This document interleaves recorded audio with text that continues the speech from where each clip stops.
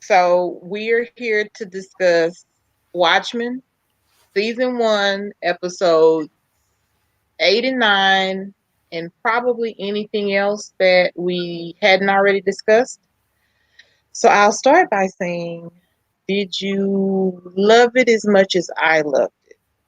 I really loved this last episode. I especially loved how it ended. I thought the Yeah, ending was so perfect. It it couldn't have was. been done any better. I don't even want them to continue it. Just leave it alone. Like it is a limited series and perfect as is. Don't mess with this. The whole episode overall was, I'm a pretty emotional person, so it was like very weighty with all the Right. that was so heavy and really dragging on my soul.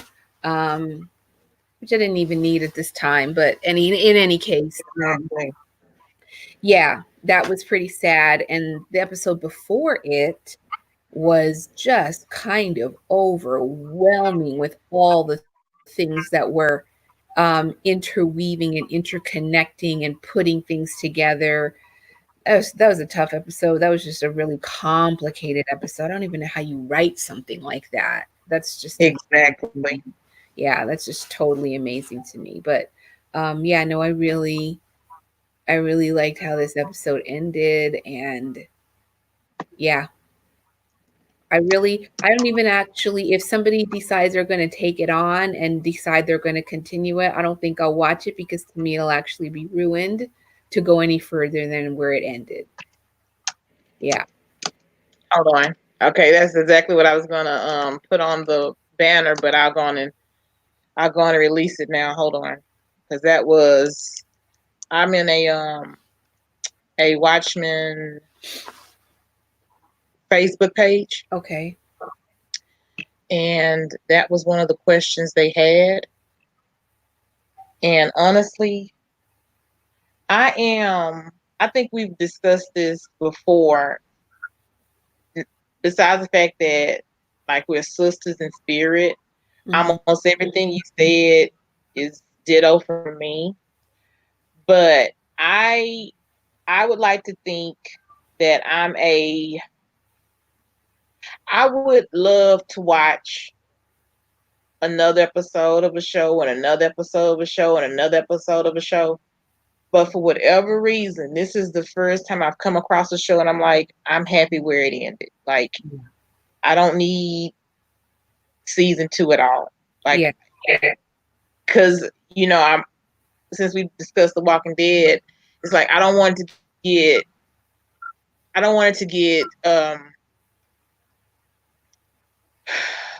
To where abused to where and watered now, down. yeah, I where don't it want feels like that. it's sort of been abused. Yeah. I It's don't want it. I really, really, really yeah. like this this show. Honestly, I don't know what other show has felt like this for me. Like it, besides the different parts of it historically, and Regina King being the lead and the protagonist. Um, this show really was well worth the wait. And I think, I like to listen because I'm so enthralled with it. I listen to podcasts and other people talk about it who have more of the comic understanding or more of the movie. I Hmm. have neither. Hmm. And what I stand by is it's fine for people who don't. Like for someone like me who has no history of this stuff, Hmm. it's still a great show. You don't have to be a comic watcher, reader, or a movie watcher to be able to get enthralled into this world. It was really built well, Hmm. completely. It was a lot of things that we didn't even get a chance to discuss, a time to discuss, like how in this society the police officers have to call in to be able to access their weapons, and how although to my mind I realized that Black Lives Matters is real, and I realize the job of a police person is really dangerous. That putting those kind of restraints on them could be harmful as well. But it still gives you an opportunity to I guess observe a world where you have to go through a questionnaire to be able to access your firearm, and that's like very interesting and engaging. The the whole part where um what is it, the American Hero, Hmm. the I guess TV series. the warnings the warnings for it, Oh, how okay. that was like, I don't know, it seemed like it was like 3 minute long worth of warnings before they would play a show. Like currently they'll just, if you're lucky, you'll get like a quick for maturity, or it's rated R, that's it. But in this world you get this whole, you shouldn't watch this if you're a child, and they went on line for line, they read it out to you, and that spent like 3 minutes worth of censoring. Hey, this may or may not be the kind of show you would want to see depending on your age and the content. Like, this was a really thought out world, and Dr. Manhattan especially was so interesting because of his how he's in all moments of his life. Hmm. The whole aspect of that is just like, it's just enthralling. Like, oh my goodness, it is crazy. It is crazy. I heard someone say that basically they felt like he committed suicide, and Hmm. I couldn't quite agree with it, but I couldn't quite just shrug it away. Like, he did know what was going to happen. Yeah. But I've heard, since I've been, listening around and listening to others talk about it, they were basically saying it's like someone who's like caught up. How do they explain it? They were saying it's something like, when you understand the boundaries of your life, it takes those extraordinary people to oversee that. So in other words, if you were like a video game, and let's say you're a joystick, you just go up and down, left and right. You don't know to jump. You don't know that you can go under the Hmm. world. So you're only going to go up and down, left and right, no matter what the other obstacles are. But someone looking down can see that, hey, you have an option if you could do this or do that. But he was sort of only geared to what he saw was going to happen. So it always played the way he saw it. And that sort of is, I don't know, it's sort of disarming for people, because a lot of the conversation I heard was, I guess, the issue of free will, that you could change stuff, like knowing what you know, why aren't you able to use it? And if for nothing else, that was a really interesting conversation that I heard different fans talk about, because what would you do if you had that power? How would you change your destiny? Can you even change your destiny? And he's supposed to be so powerful, but yet even he couldn't do much more than what he knew was going to happen. All he knew, as opposed to us who just walk in life and do step one, step two, step three. He knows what the steps are, but all he can do is really announce it. He can't really change it. So, I don't if know. for nothing else, it was interesting. I don't know if I don't know if I actually see it that way, or absorbed it that way. I think Okay. I think more what I got out of it was that he wasn't willing to make any kind of changes to what he saw. He could have Exactly. done it. I mean, there were, in fact, the aspect of him going to her grandfather back when he first meets her, and basically telling her grandfather to give him to Lady True. I Right. mean, he in many ways he orchestrated his own demise because So of the that's the things suicide. Yeah. yeah, he set the way he set things into motion. So, Right. you And know, that's what I said. In some points, I can definitely see that, but I can't remember. That was my point. My problem is I've been watching so much about it that it was one person, and I can't remember who it is now. I would literally have to go back and try to find my YouTube history to try to figure out what it was, but it was one person that was talking about Dr. Manhattan, and their comment was something to the effect that I don't know if this was like in the comic or the prequel to the comic, but something happened in the comic supposedly where he tried to make a change, and when he made that change, it had such a cause effect to things that his lesson was, you just have to ride it out. That and someone else would say, I've heard it before, that he says he's a puppet, but he can see the strings. So in other words, he's sort of still beholden to whatever the patterns are. Mm-hmm. So the thing with the grandfather sort of dispels that, because I see like you see it, that he still interjected and he didn't have to, Yeah. but he did. Yes. And then it was something else he said. I can't think of it right now, but it was a wording he used. Mm-hmm. I want to say it was when he was in the cage. And whatever it was, it left an impression that maybe he did have a choice, and maybe the issue is, again, back to, was that suicide? It really could have been considered that, because as opposed to you stopping it or changing it or whatever the ripples would be, you just let it ride out. Like you would never change. You stood Might in it, front of that machine. yeah, might it have been when Angela was actually sent them away to help? Why didn't you send me? And he said, because I don't want to be alone when I die.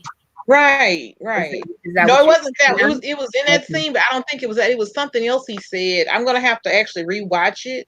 Okay. But it's so heavy. Like I said, I just remember the impression of saying right there is the one word or the words that gave me the impression that maybe you do have more say into your destiny than what you've been saying. So that's why I can't really land on any one side. I really am sort of riding the fence on it, because if he is limited to the fact that whatever he does would have a cause and he wouldn't know what the cause is, I can see him maybe, if he, let's say he learned that lesson, him not veering from whatever the plan is. But the issue with the wording, and the issue especially with the grandfather, that seems to me like you have some input on this, because even though you're in all moments at all times, you're still choosing to have the conversations you're having. You're still um knowing what you know, that you know everything at all times. You could have very well told Angela not to say anything to about a grandfather about Judd. So Mhm. but what I like about it, if nothing else, it gives us engaging conversation. So if nothing else, it's interesting just to think about what the weight of that burden would be, even Mhm. though in all honesty I would think it is a gift to know what's going to happen, but that's just because I like to know what's going to happen. So I would think that's a gift, but it's also a weight to that you're sort of beholden to whatever you see is supposed to be. I don't know if I would think that that's a gift. I can't think that that's a gift because I can only see it as a gift if you have the ability to make something change that you see coming Right. negatively. But the ramifications of that, I mean, that's just going to go. That's the pebble in the water ripple effect that changes like every conceivable thing. It's like, um, oh my gosh, what other? I don't know why I'm thinking of it, but I think I'm messing up on what I'm thinking of. But it was, yeah, no, I can't get it right, so I'm not even going to say it out loud because I can't think of where it is that I saw it. But that sort of thing where you change one thing, and Hmm. in order to prevent the ugly thing you think is going to happen, and it turns out that some other ugly thing happens as a result of the choice that you made to Right. change it. Right. And Right. And because yeah, the I like I said, it was two different intellectual thoughts on it, and I'm not even feeling intellectual right now, so I cannot even remember what the wording was. But one was talking about a causation loop, Mm-hmm. and one was talking about, what was the other one? Okay, it escapes me, so I can't remember it. But all the main takeaways from that was, like I said, it's something that I watched or heard where Dr. Manhattan's mother in the comic, from what I remember, um, the mother was Jewish, Mm-hmm. and he went back to prevent his mother from getting killed. And by doing that, it had a ripple effect and everything changed. He was Okay. able to look at it, and again, I don't know if this was a pre-story comic or the actual comic, but I wasn't able to, when I did try to find it, I couldn't find that one video. So I don't know if that could have even been like a fan theory. I don't know. But because I'm the kind of fan that really doesn't know much about Dr. Manhattan, Mm-hmm. I have to sort of take what the story writers put in place to be gospel. I don't know, people that really are deep into the comics probably maybe understand him more than I do. But like I said, I could not land on suicide, and yet I can understand why they were saying it. Because hey, you didn't have to wait for Angela to get caught to come outside and kill these people. He Yeah, literally stood in front of his window, like just waiting. of course. Of course. So And that there is leans more so to the much whole you're letting stuff happen.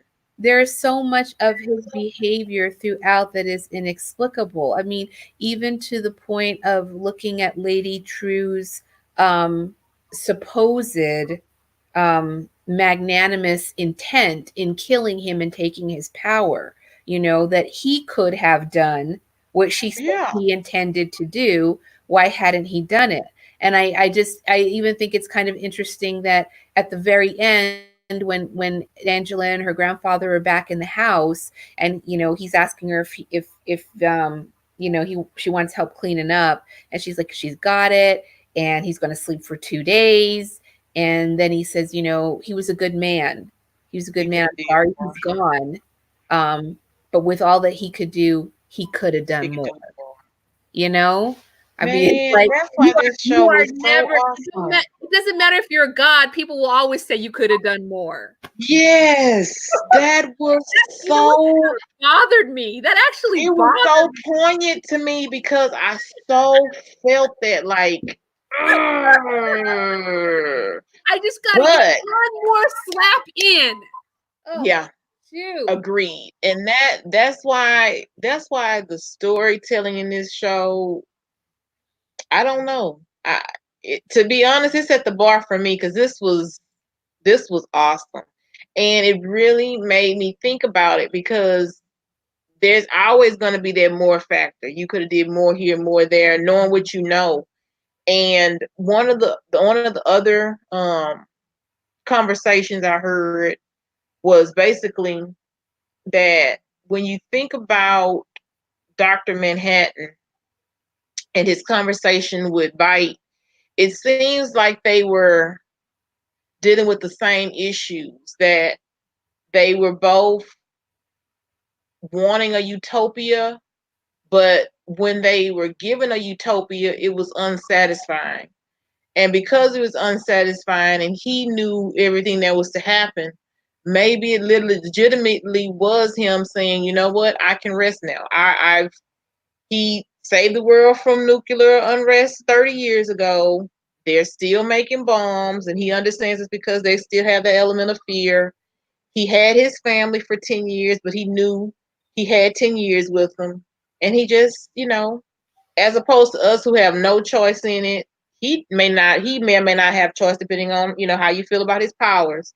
But at least he was able to make peace with it and prepare her as much as he could before he left. But it was just really interesting to me that both Bite and he were not satisfied with Europa. Like the smarter, the more powers you have, it's still hard. It still is unsatisfying when you think you have what you want or what others would say you should want. Condition. That is the human condition. We It will really is. never ever be satisfied, no matter Right. how so-called perfect it is. Right. This side of this life. I'm not going to say Right. anything about the life beyond because I do believe there's a life beyond, and I do believe that that is going to be perfect and that will be satisfying. But for the one we're living in now, no, No there's satisfaction. never going to be a utopia that will make people be satisfied enough. Right. There will always be Agreed. something that, okay, well, now it's too perfect, or everybody does exactly what I want. So as he can, Or as they fight too much. yes, as Mike All kept of that. growing up, he wanted a now I can't even remember the term, a worthy adversary. Even in Utopia, he needed the stimulation of I gotta like have a thing with somebody to kind of go Right. at it. Right. Never is it And going to that's be why the writing was so awesome because honestly, that's what we all want. We want the perfect this and the perfect that and the perfect this. And I forgot who said it, but when they said it, it really spoke to my thought. It was like what people who seek utopias fail to realize is you want a perfect world, but you're still taking you into that world. you So You got it. You're it's taking the you're perfect, you're gonna you're gonna imperfect find you're gonna self. find some problem with it because you're still you, you're You still are the human. problem. As, Yeah. as is most of our problems in life is ourselves anyway. A lot of times, Right. you know. Right. So awesome. This awesome writing because I was like, dude, like mind blown. We do take it, and you had the I smartest do man love. that wasn't happy, and you had the all knowing man, omnipotent man that wasn't happy in a utopia. Who does that? Who has these problems? Although I don't get the impression that Doctor Manhattan was. Oh, you mean when he was on Europa? Yeah, because Okay. the last thing he said was I was unsatisfied, Yes. and then he Yes. left and looked for Angela. So it's like Yeah. Yeah. True. it True. doesn't matter what your gifts are. You're still you with those gifts. Yeah. So that was, man, that was, like I said, this show, I don't know who's going to be able to beat it in 2020, but they're going to have to come with it. Everything about this show was mind blowing. The costume design, the world building, the storytelling, the chemistry between the actors. Wow, you were really taken with this. Much more. Man, I'm glad you really enjoyed it. I didn't get that really, level of I mean, it took me everything. a long time to warm up to it because I think I was really struck by the level of horror that was in it in the beginning, and it just was Right. really disturbing to me. Yeah. And, Yeah. and I too have no background whatsoever in terms of this program. Outside of this program, I have no Right. comic background. I think I might even own the movie, but I don't think I've ever watched it. So I've done yeah, that too. yeah, I have no other background than this. So I was very uneasy at the beginning for several episodes, and of course I couldn't tie things together. It's that kind of thing where you step into a story like you're reading a book, and of course all the characters are living their lives and doing their things, and you're like, okay, I've come in Trying and to catch up. this and I have no idea what's going on, but I'm going Right. to continue these chapters, and I assume shortly things are going to get tied together that will now make sense to me, Right. you know Right. yeah. Right. So it was like I said, I can honestly say, and I said it before last time, and I'll probably say it again. This is one show, and the good thing about it being only 9 episodes, I could easily rewatch this again. Like it's not like I want to watch Breaking Bad again, but it was so many episodes. I'd have to really, set my mind to, hey, you're gonna start all over on this journey. But it was a great story. But this one is not as doesn't have such a commitment required to get to rewatch everything. but Mhm. it was really done well. And I think going into it, Daniel Lindelof saying it was only supposed to be a one season show lent itself to that kind of storytelling. You didn't have to spend 2 or 3 years trying to figure out what this meant and that meant. They were using color. They were using storytelling. They were using colorisms inside the show to give us hints of stuff. They were doing a lot of stuff, but it all was very clear by season 8 and definitely by season 9. So it wasn't, you didn't have a lot of, I mean, maybe some people that were not satisfied about the whole foot over the pond, but they did everything except for show it to you. They talked about it, they gave you hints, and then the payoff was just knowing that she decided to take the egg. You don't have to see what happens next. If you want to see what happens next, that's fine, but we already established that if they were to go back to that, it may mess up a good thing Mhm. or Yeah. may come off as being redundant. And Mhm. it's gonna be hard. It's like the first time you have ice cream, is you'll be chasing that taste for the rest of your life, but you may not ever get the first impression of that taste. So even if they tried it Oh, that's again, interesting. I I mean, like I the would watch it because it was analogy. such a good True. story, but I don't think they'll be able to top this. I mean, I don't know who they could have do it, but I don't know how they could top this. Yeah. Yeah. True. True. Very Did true. you think did you think that Lady True, because I think one of the, again, going back to other conversations I've been listening to, they were they it was some fans that had issues with how Lady True was portrayed as the big bad, that if all she wanted was to make the world better and take on the mantle of being, Dr. Manhattan, then what was bad about that? Um, You gotta be kidding and me. For yeah, real? it was.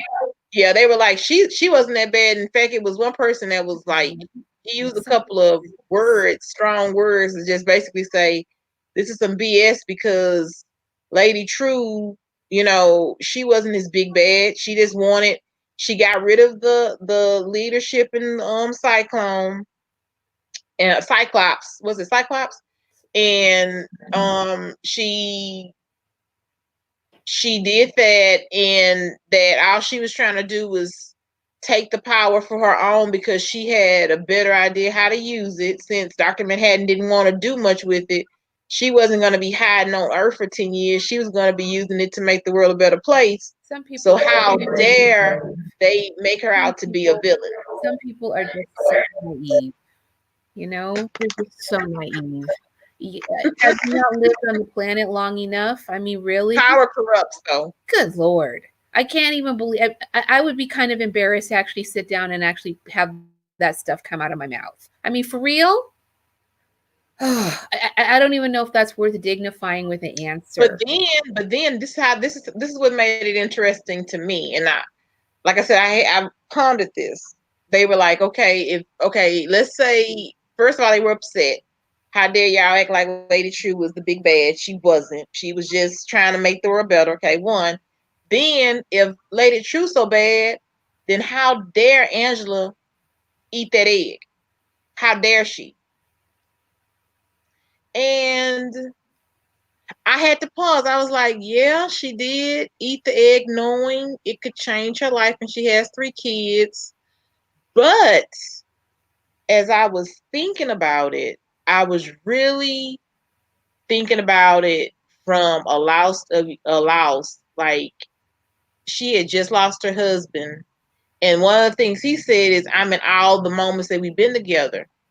Who wouldn't want that of someone that they know had just passed away? So even though she may not want the powers of Dr. Manhattan, she's grieving right now. So it's very natural she would want to still be able to embrace those moments, even though, the side effect is power, quote unquote.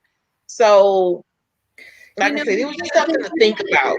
they really just have to listen to the dialogue of what was in the program. Just like Vite Right. said, anybody who wants the power of a god must absolutely not be allowed to have it. Right.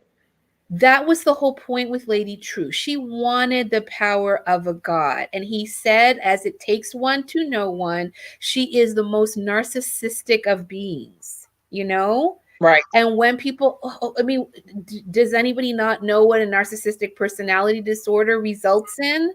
You know, people will do these sorts of things for their own benefit because they Right. somehow want to convince other people that they are benevolent in their thought when it's only ever about them. Everything Yes. is always about them. Yes. So, yeah, that's why I just feel like that's like just not even a conversation to have. It's not. She It's not. But really when did they not tied want, in Angela's, when I was like, yeah, I but guess Angela did not maybe. want the power for the power of being a god. Her Right. intent was to basically find her, like you said, her connection to him again that she just lost, and Yeah. remembering the conversation that she had with him, you know. Right. And the other statement that he had made in the previous episode was how he would never force his power on somebody without their willingness. So I mean, Consent. it Yes. was that if she was taking it on willingly, but not for the That's different. intent that Lady True supposedly wants to convince people that she has, her narcissism prevents everything from ever being good. I mean, like True. I said from the very beginning, I wish to God Carol could have been here in this conversation, because I feel like everything I felt and believed about Lady True from the very beginning just was born out, straight born out. Like he was bad Well, from honestly, the beginning. She what I was made her gonna mad. do, you're right. I what I think I was gonna do was I was just gonna reach out to Carol and see if she, whenever she found an availability, we could do it again because I love the show that much. But we'll see. Yeah. But like I said, it was just a conversation, and I had a feeling you were going to talk me down from it. That's your role in this relationship, because I'm just saying, when they said it, I had to like pause. Like, you know what? She did normally eat the egg, but of course it's not the same. Of course it's not the same. And she's a widow and she's grieving. And it's going to be a little bit different because we don't even know what he didn't say he was going to give them all the powers, just some of their abilities. So if they were to take on another chapter, we don't even know what it manifests as, Yeah, But exactly. just for conversation wise, I needed you to talk me off that ledge. But like I said, when I heard the other person explain, I was like, I can go with that, because definitely there's no one who's grieving that wouldn't want to spend more time in those memories of their person that they love. Like, who Yeah. wouldn't want to do that? You want to It's just find that, holding on to him in and especially in the case where he doesn't even exist. There's not a particle of him around anywhere. You know, it's not like you have a grave site to go to. It's not like you have an urn to right, hold on to. It's not like you have right, anything at all that you can say, yeah, this is what I have. You know, right. all you have are your memories. If there's a chance of him, Memories and pictures. yeah, That's it. And yeah, the kids, but yeah, yeah. still, Exactly, but getting definitely understand that. something back of him, who would not try for that? And not Right, for any malintent, but only to hold him close to your heart. That's all her intent ever would have been. Now, once, this is all whole speculation. This is all assuming that she got powers, right, assuming down the road and all that. But, what she might do later on, those are all the things that are of a question later on, you know? But, it's this is just pure unadulterated speculation. that leads me to sort of backtrack a little bit, but I really, really, really, really, really, really love episode 8. So um I loved the conversation at the bar between Angela and Dr. Manhattan. Like, that whole see episode 8 was so good because it showed how he created Europa. It gave background to how he, made his edition, his version of Adam and Eve. It gave the backstory of them, but especially I like them just having conversation at the bar. Like, I loved it so much. It was so sweet and enduring. And I can see that being a real conversation someone would have with some dude that sits down in a blue suit talking to you like, no, you're not Dr. Manhattan, sir, and I'm not playing this game with you. So it was, they really did a good job. They really did a good job. Yeah, I definitely I would agree. It was very, very complicated, really complicated writing. Yeah.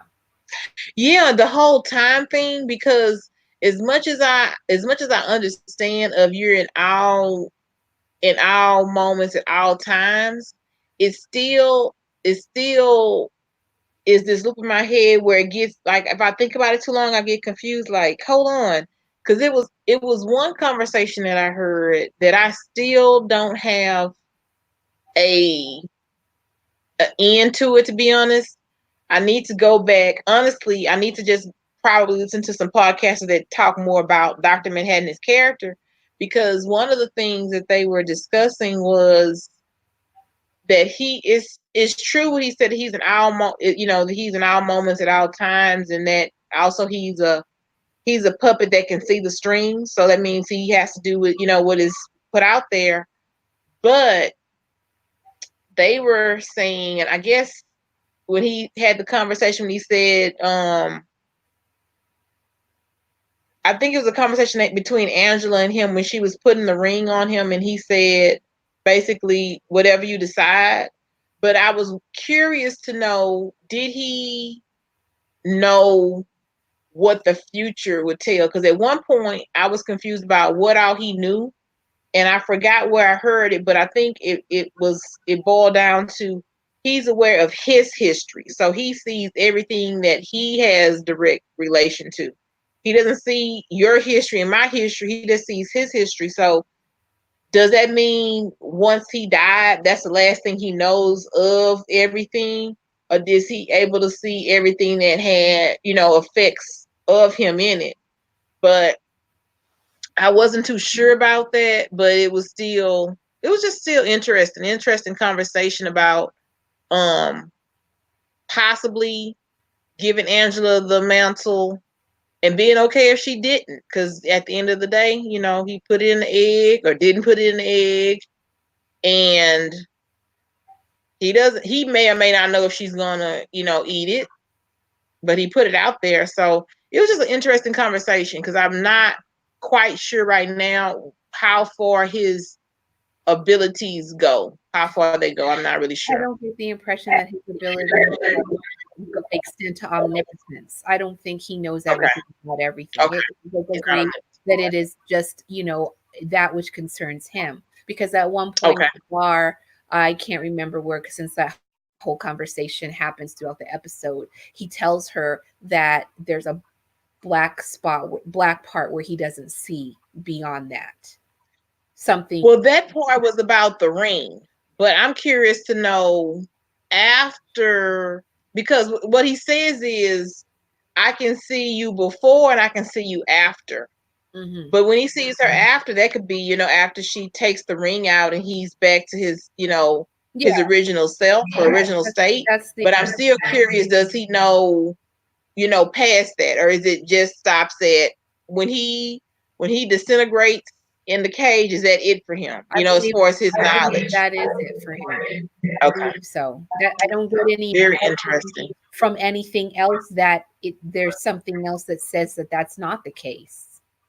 Right, Yeah, I don't get that right. impression that there's something else that gives the impression that he knows beyond his own timeline and where he exists. The problem that seems pretty apparent of why he wasn't able to do more in terms of um, preventing his own death and around that whole thing was it seemed like he really struggled with being really confused after she brought him back to himself. and that he really wasn't clear about a lot of stuff. And he was having trouble being where he needed to be in time to figure out everything that needed to happen and what was going on. It just seemed like he was really, really struggling. And then, of course, it wasn't too long that she brought him back, and then he ends up in the cage. And of course, as he said, the cage was affecting him. So that just compounded everything for him. Whatever he might have been able to do, I think he was definitely limited by those two things that happened toward the end. My impression. I agree. I agree. Um, Very interesting conversation about mass. Mask. When the granddad said the wounds need air, I just broke a little bit. I was like, "Oh my God, y'all write so well." A bunch of It one was line. so. It was And a bunch of man one because it's line. so true. I But like the line that masks make men cruel. I liked that. in that one, and I was gonna say it's very interesting the conversation that Bite has about it, and the conversation that Will has, and it's likely directly contributed by their life experiences. But that is very, both are true. They're not Mhm. mutually exclusive. You can be bold because of a mask, and you can definitely not completely heal because of a mask. And I was like, I oh think they're my goodness. yeah, they are both true. They don't contradict one another. Those are I they know don't it was beautiful. contradict one another. Yeah. It was so beautiful. Oh my gosh. This show, I'm telling you, I love it so much. Oh Like my I'm gonna have to god. rewatch it. I'm gonna have to rewatch it because it's so good. Oh my But it was so goodness. true. I immediately thought I didn't when Bite said about it makes people bold. I immediately thought about the internet and how people post the nastiest things online. Like, oh my God. And then when Will said it, I immediately thought about Angela, how, you know, she's been trying to deal with a lot, Mhm. and the mask was, I guess, useful, but she's gonna have to definitely let that go because we don't know what the future holds, of course. But let's say the future is different. If you no longer have a mask to hide behind, because that's even something that Laurie said, that it's about people being traumatized and stuff. That those things need to be addressed. At this point, would be a good time to go on and do it because you're going to be grieving because of the husband. Go on and try to do all the work you need to do because you still have those 3 kids, and you want to be as healthy as you can be for them. You really do. So like I said, it was, man, they really deserve an award. But somebody, I forgot who it was, they were saying that they did the nominations and no one got anything from this show. So I was a little disappointed, but hey, that's fine. They don't have to appreciate it. I appreciate it enough for them. I appreciate it enough for them. How did you feel about him saying, "This is the moment that I fell in love with you"? When she's getting ready to go out in season on episode 8, when she's getting ready to go fight for them, it was like, I thought it was sweet, but I really love when she said, "You just fell in love with me now." I was like, that is something that is so true. Why would you wait to say it now? But then I don't know, it was really a sweet thing to say, but it sort of frustrated me in a way because I guess I was hung up on the fact that if he told you he knows what's going to happen, and he showed you, in your relationship that he knows is going to happen, then why would you still go out there and do it? And that's sort of what made him fall in love with her. So it's like we do some crazy stuff, but it I was sort of sweet, so Yeah, I was okay with it. it was sweet, but it didn't make like a particular impression on me. I don't think there were a lot of things about Dr. Manhattan that made a lot of impressions on me because of the fact that his I don't know, I can't even find the right words I want to use. He, because I assume, the nature of the way he was to be reflective of the fact that he was always living in all of these other timelines simultaneously. So many times to me, he didn't always seem very present in the moment. And so I didn't warm to him the way that I maybe did. Oh, Um, yeah, no, I guess I just didn't. I didn't warm to him that way. Although you are I'm such a fine. tough broad, Z. You You are know so what? tough. I'm fine with him compared to a lot of the other men in the series. Well, he was a saint. He was a straight saint, you know. Right. But I just he But wasn't. I can see what you're saying, though. I can Yeah, understand that. yeah. And He's it makes as him more of much as I a love. passive character if he's always waiting for something to happen, basically. He may do a couple of things, but not very much. Other than him walking through the door to talk to Will, what else did he do besides get the ring from Vite and talk to Will? Everything else is just like, hey. Yeah, So I can see that. I'm just saying, I love them so much. I don't know. yeah. No, no. I love science fiction. I love fantasy. I love all of that. But many times the male characters don't do anything for me because they're just odd. Like um strange Oddballs. very strangely enough, I'm watching the new Amazon Prime one. Oh crud, I can't think of the name of it. The one that just came out, and it or no, I should say it just came out. It's actually its fourth season. And Expanse. Expanse. And That's why you my sister. I ain't letting you go ever. If you mess up, I'm gonna give you a month to get it right all right, girl. I'm because on season 3 now, so I I'm catching up. love. Oh my I'm god! catching up. But in the cop, the the um the Belter cop, I do not know what it is about that man that was so attractive to me. I cannot tell you, from the moment he came on the screen, I was just like, you are very interesting to me. Right, right, And he has remained interesting to me until he exited at the end of two. right. And I hope that I might see him again in the coming episodes, but I kind of don't think so. But I just Right. have been so drawn to him, and it doesn't make any sense. He's not a particularly attractive man, but there were Yeah. something about his ways just It's the really fedora. something It's the for me. fedora I don't think it was because the you can fedora. get a. It wasn't the fedora. It wasn't the fedora.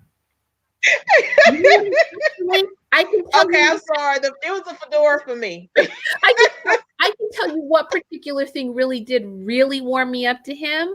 It was somebody's at my dad's door. Sorry. Give me a second Uh here. oh. That's okay. We Um gotta verify.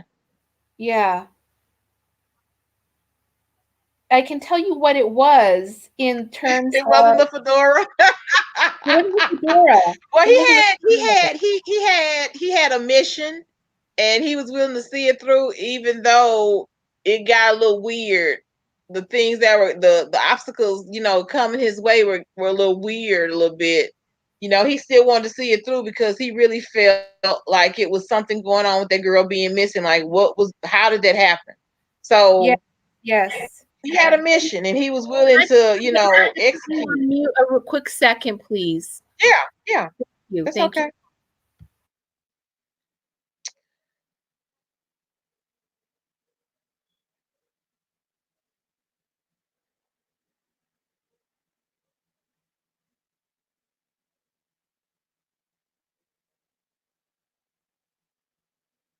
So I'm rewatching the scene where John lets himself get caught, and I'm like, dude, why'd you stand right in front of that machine? Why'd you do that? And when she says John, she deserves an Emmy for that because I felt it in my soul. I Yeah. really did. All right, back to what I was saying real quick. It was a Oh, scene. John, Jan. Yeah, it was a scene in which he was trying not to care about the fact that the air wasn't right in the area, and you can't save everybody. He was telling his partner that, but when he saw the young little black girl that he just thought was so cute, and he saw her coughing, and he was just like, okay, this is not okay with me. And he took that man and he threw Right. him in the airlock and was like, you make sure those filters work. That's what Right. did it for me. So, okay, I so love Holden. I love Holden so much, but me honestly, too, me too. Amos is my favorite. Like Amos, Amos? Amos. For He's the strong guy on the real. ship.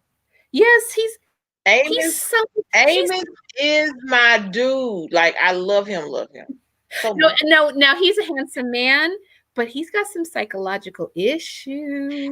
And I like that they're allowing him to be just no filters, honest. Okay. Like you don't have to, Um, when you're dealing with different individuals, for those practical thinking people, you always have to understand that there's a level of selfishness in all our motives, and that mhm. it may or may not be easy to figure out what a person's motives is. You know it's something selfish. It's the reason why they're engaging with you. It's the reason why they're doing this or doing that for you. You may not know exactly what it is. You just have an idea. It's something you don't know, but you sort of feel it is something going on. Well, Amos is going to tell you. Mm, We don't have to play games, and it's so refreshing. And plus, he supports Holden and Naomi. So yes, he does. He does. those are that's yes. See, that's why I like you. You watch my show. Yes, of course. I just finished binging it today. You did. Oh, okay. Well, I'm a little behind. I'm Yes. starting on 3 now. Okay. So, I'm just yeah. letting you know Okay. it's so good. Ah, And the main reason why I started binging it is because most of all the YouTubers that I watch, yeah. they had started talking about it. So I said, you know what? Okay. I can't even watch what you have to say until I watch it myself. So I need to go on and watch it myself so I can go on and see what your take on it is. Yeah. And one of the things they were saying is right now, they're starting on season 5. So I don't Okay. know if Amazon will push it to a season 6 or not. But Yeah. one of the YouTubers I was listening to said the books would take it to, I want to say, season 8 or so. If they're doing like a season per book, it could be up to 8 seasons, but of course it'll depend on the fans and all that kind of stuff.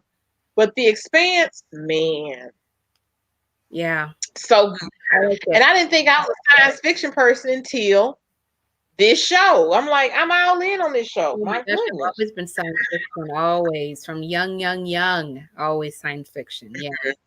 Mhm. But I for me, guess it's this always year recently, a because whole story regardless. Now, if it's science fiction, it's just bad writing and bad storytelling, then it's no. It always has to be good storytelling for me. Yeah. okay, Yeah.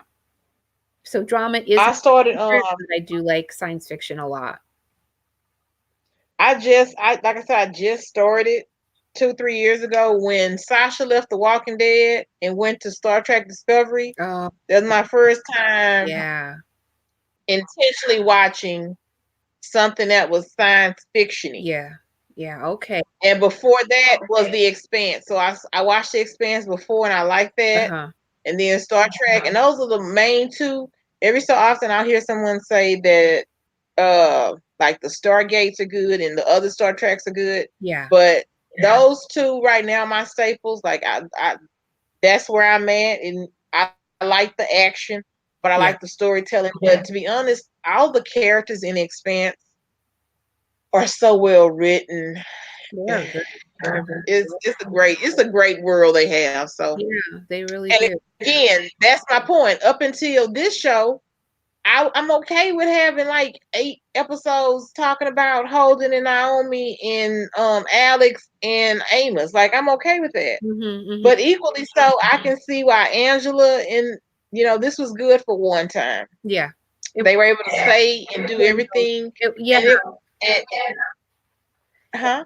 I know I completely agree with you. And, especially for those of us who don't have the other background, there were a lot of things that were not necessarily filled in for us. So we kind of accepted that, okay, that's just not something I'm going to know details about. It's just a given that I not necessarily have history on or background information on. But if they try to build into a second season, they're going to need to explain a lot more. They What really, what was it was, unclear for you? oh, I can't even tell you. There's just so many little things here and there, just because we don't have a full background history about a lot of little things. The main thing, you know what, the main things that I had questions about, they answered in 89. So I lean to the fact that they did answer the questions. And I think anything that I still have questions about would probably be basically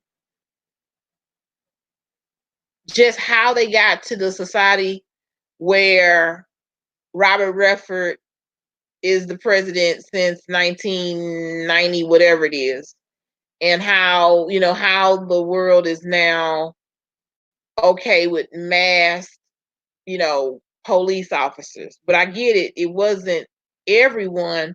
It was just it was just it was tested out in Tulsa.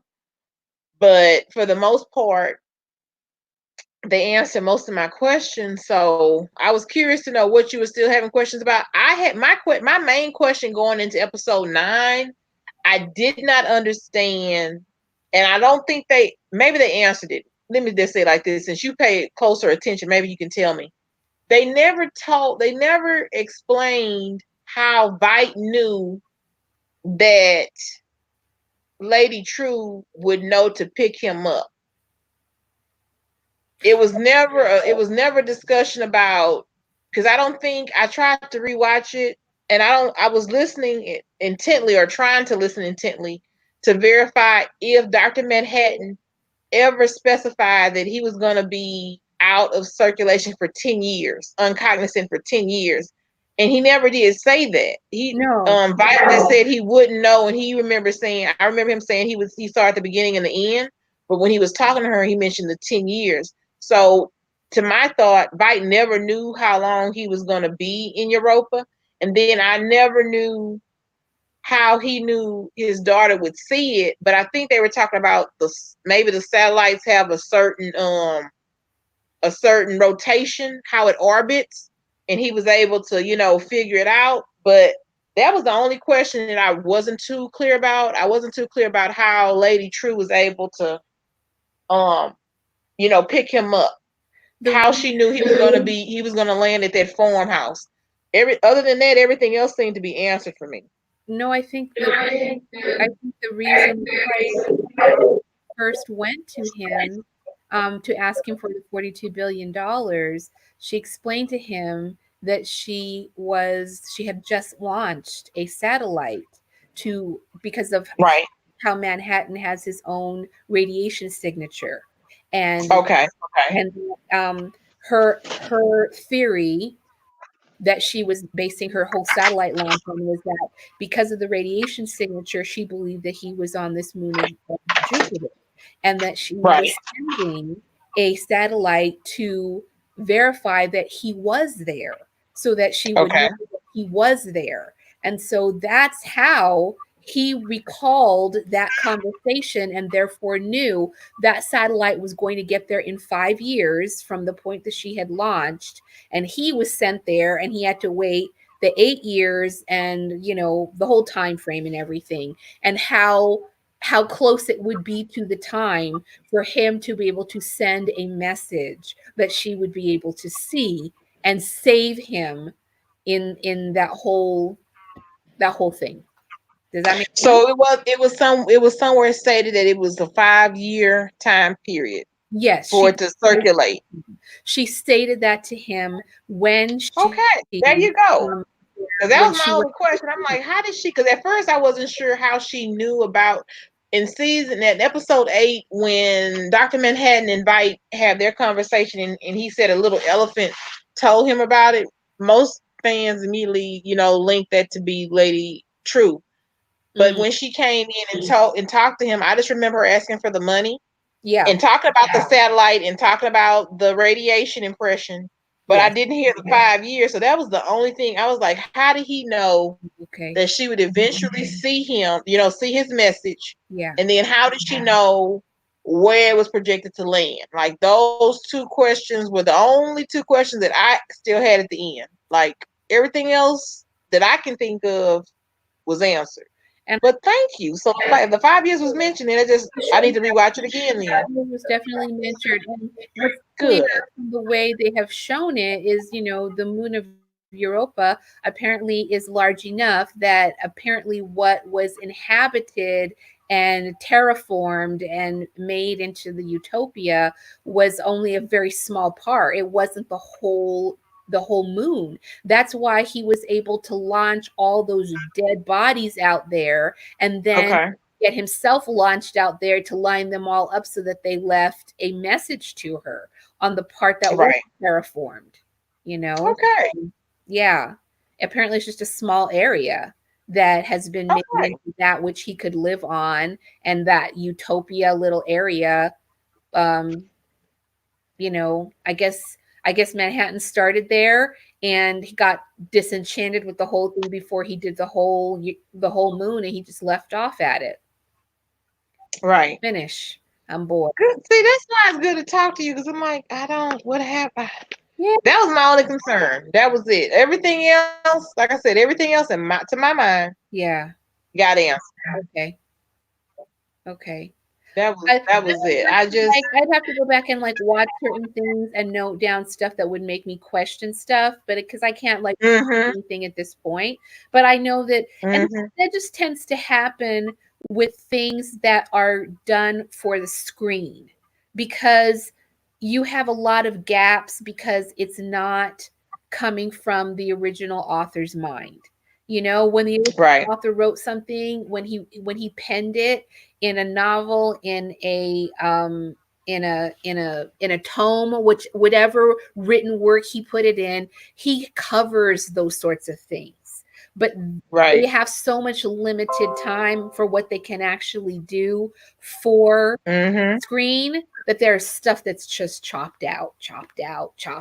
chopped out, and it's never explained, and you're just like, yeah, I don't know about that. I wonder about that, which is why I love Bollywood movies, because I just like the fact that they don't try to tell a story in 2 hours, because you can't tell a proper story in 2 hours. You need a lot more. I just love that they give you two Really? four Okay. I hours. don't think I've ever seen one. Oh yeah, Okay. yeah. You get a better story because you get a lot more detail and a lot more time to tell the story in.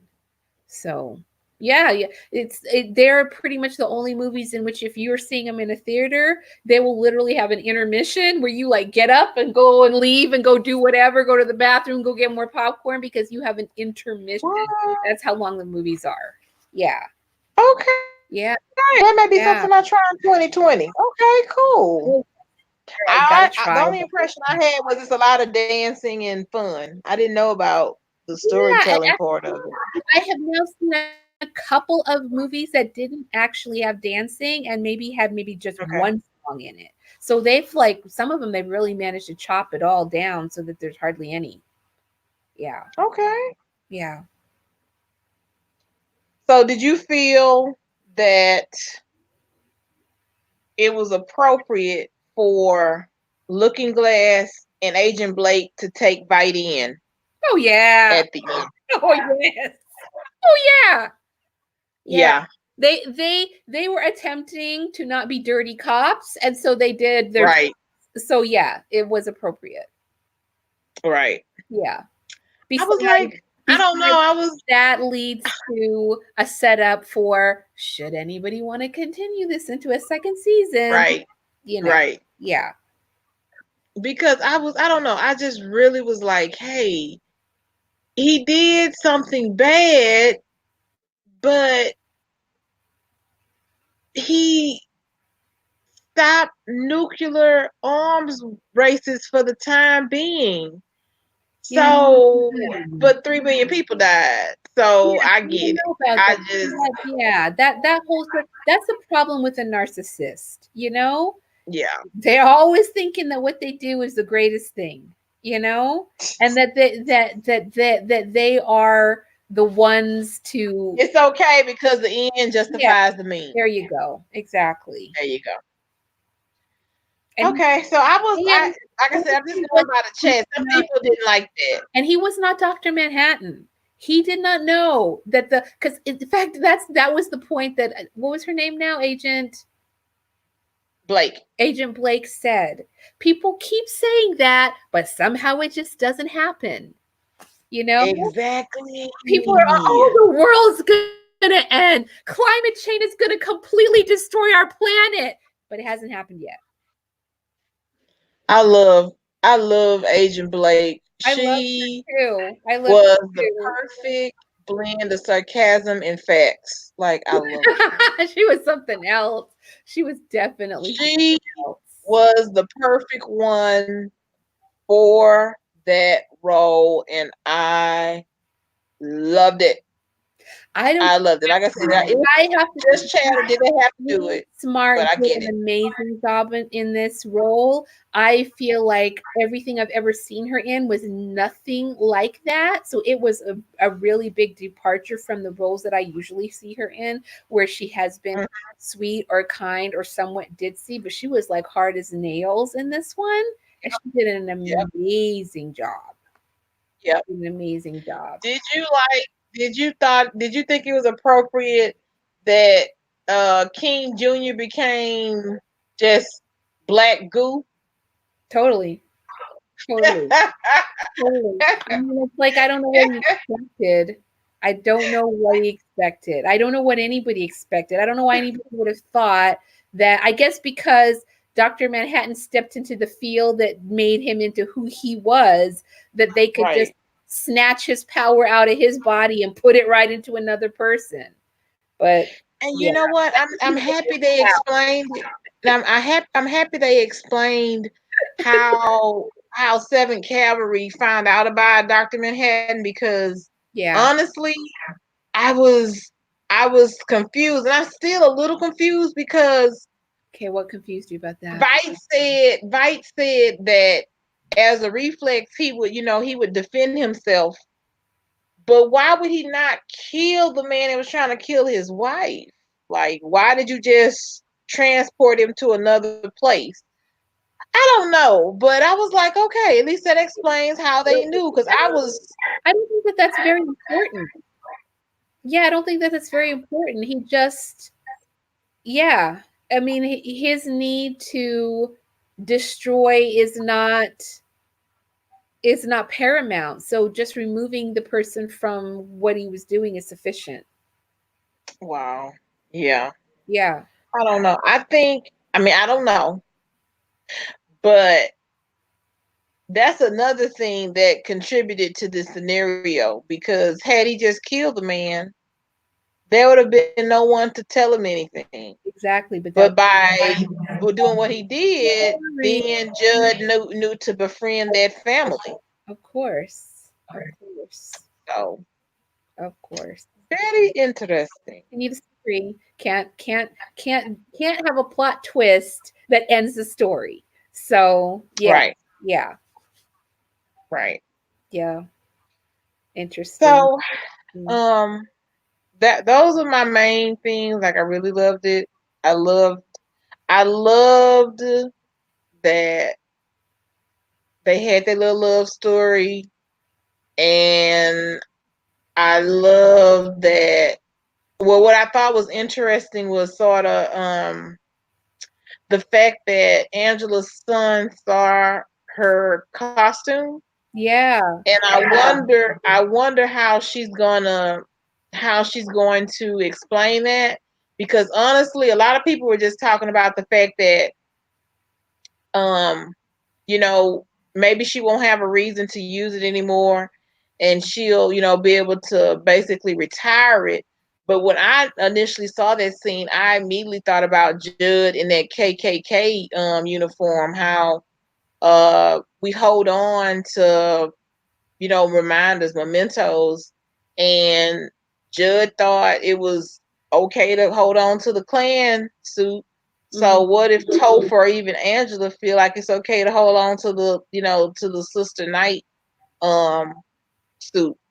I Yeah. don't know, but it was interesting. It is. That could be a conversation. What do you pass on to your kids? What do you hold on to the past?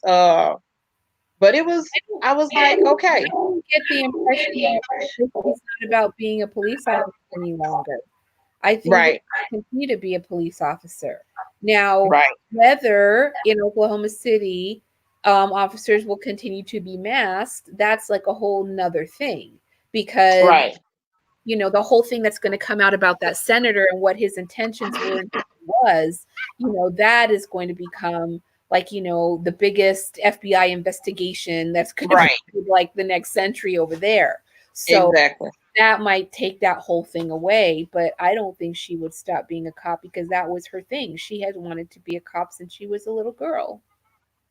And it's what is basically in her bloodline. Like, I don't know how much is in her bloodline, but it was enough to let that be what it was. And plus of her life experiences. So I don't know. I just thought it was interesting that that's the one thing that they allowed us to see him paying attention to her costume. Yeah. So again, it reminded me of Judd and his clan thing. Like, hey, is he gonna And of course, like keep you this said, in remembrance of, or what? it was important because the boy was, under the impression because of what his parents had told him is that she stopped being a police officer after what happened Right, and that, she was running a bakery. That was what she did now, you know. right, So he came to see what the truth was.